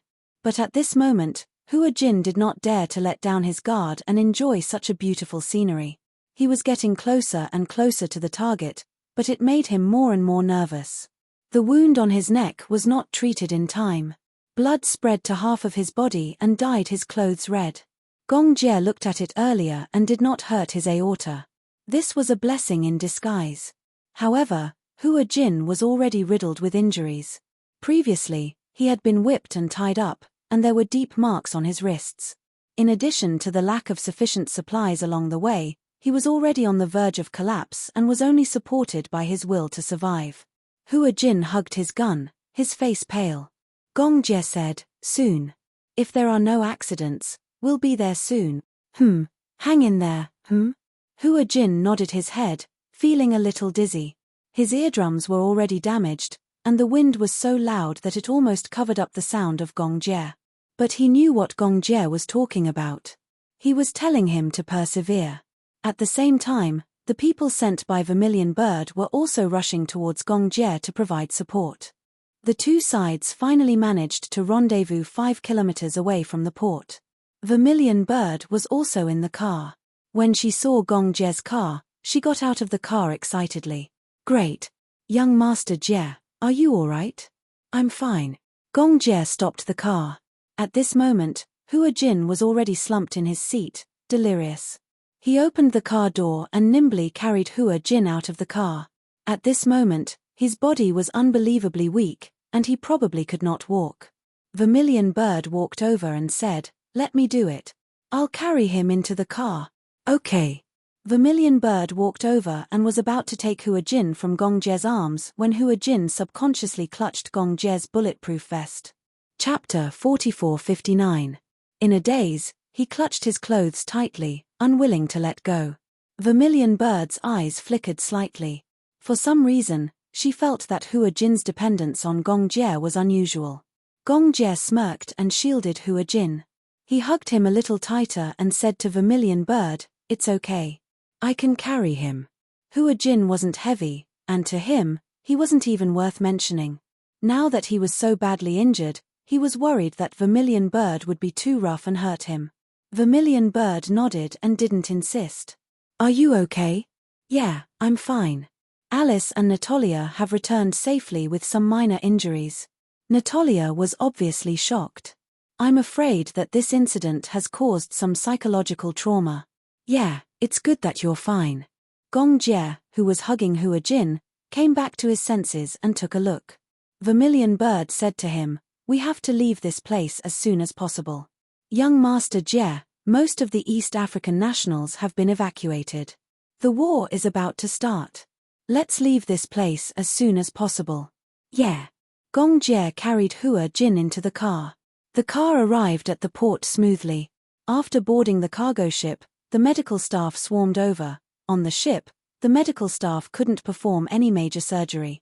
However, after an examination, Hua Jin didn't suffer any serious injuries. Some of the serious whip wounds had been carefully stitched up. As for the rest, other than the damage to his eardrums and temporary hearing loss, there weren't any major problems. It was just that he was too weak. He hadn't eaten clean food or water for several days and nights. There was a certain degree of bacterial infection in his body.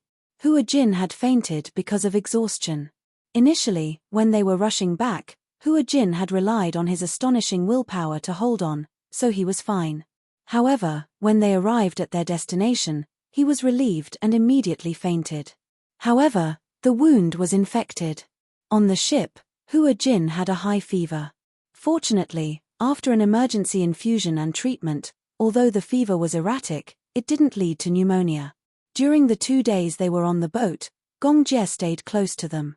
Other than Natalia, Hua Jin was the one he was most worried about. It was very strange. This kind of feeling made him somewhat doubtful. Initially, he didn't think much of it, but now that he had calmed down, he felt that it was too risky to rush into the war zone for a single Hua Jin. He had never been an impulsive person. Especially since his safety was related to the interests of Hurricane. In the past, he had always acted cautiously. He would always think twice before doing anything.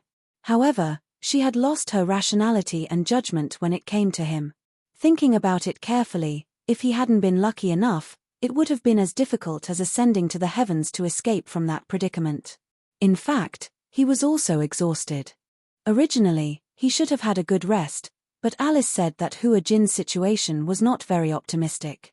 Although his life was not in danger, he had a high fever and they did not know how he was doing. On the ship, the medical facilities were limited, and there was no way to make a further diagnosis. Gong Jie was worried, so he kept watch. When he was tired, he would lie beside him or at the end of the bed to rest for a while. In addition to resting, he was also studying. studying the heart that even he himself could not understand. At first, he had an inexplicable hostility towards Hua Jin. Chapter 4460. He thought that this was an invasion of territory. Growing up in Hurricane, his sense of territory was especially strong. Now that his territory had been invaded, he was filled with animosity toward Hua Jin. And Hua Jin seemed to be very afraid of him. It wasn't reverence, but pure fear. He seemed to be very afraid of him. Perhaps it was because of his identity, or perhaps it was because of the murderous aura on his body. Gradually, he found another kind of pleasure in Hua Jin. In fact, his attitude toward him had evolved to the point where he was no longer so resistant and repulsive. However, for some reason, when he saw Hua Jin, he strangely wanted to tease him. He liked to see Hua Jin standing in front of him, at a loss.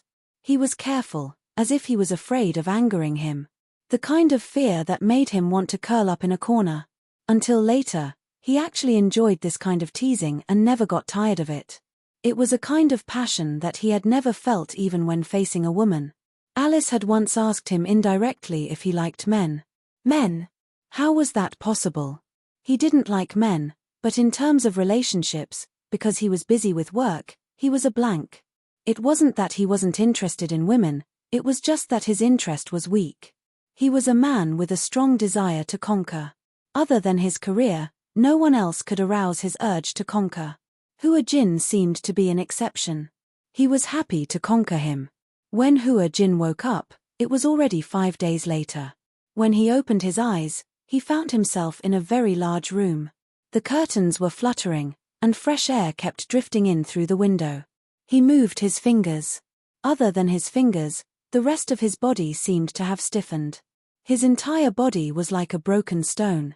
His head was heavy, and his body was light. He had no idea how long he had been lying there. In fact, he had been lying there for 5 days and 5 nights, relying on the infusion to maintain himself. After lying there for a long time, his limbs were so stiff that he couldn't feel them. Hua Jin tried to sit up. Suddenly, a voice came from beside him. "You're awake." Hua Jin was so scared that he let out a short cry. He turned his head and saw Gong Jie sitting by the bed, looking at him with raised eyebrows. Why are you here?" "I've been watching over you for 5 days, Gong Jie said with his legs crossed. "If you didn't wake up, I thought you were going to die. Is that how you talk to an injured person?" Hua Jin muttered, "Have I been lying down for 5 days? Yes, even when you were unconscious for 2 days and 7 days on the ship, I was already prepared for you to become a vegetable." Hua Jin didn't know whether to laugh or cry. "Wait a minute, you've been guarding me for 5 days. He could not help but express his doubt. The young master of the Gong family had actually waited for him for 5 days. For 2 days on the boat, I've been guarding you for 7 days. Hua Jin was even more suspicious. Why couldn't he believe that Gong Jie had such patience? Gong Jie gave him a sidelong glance.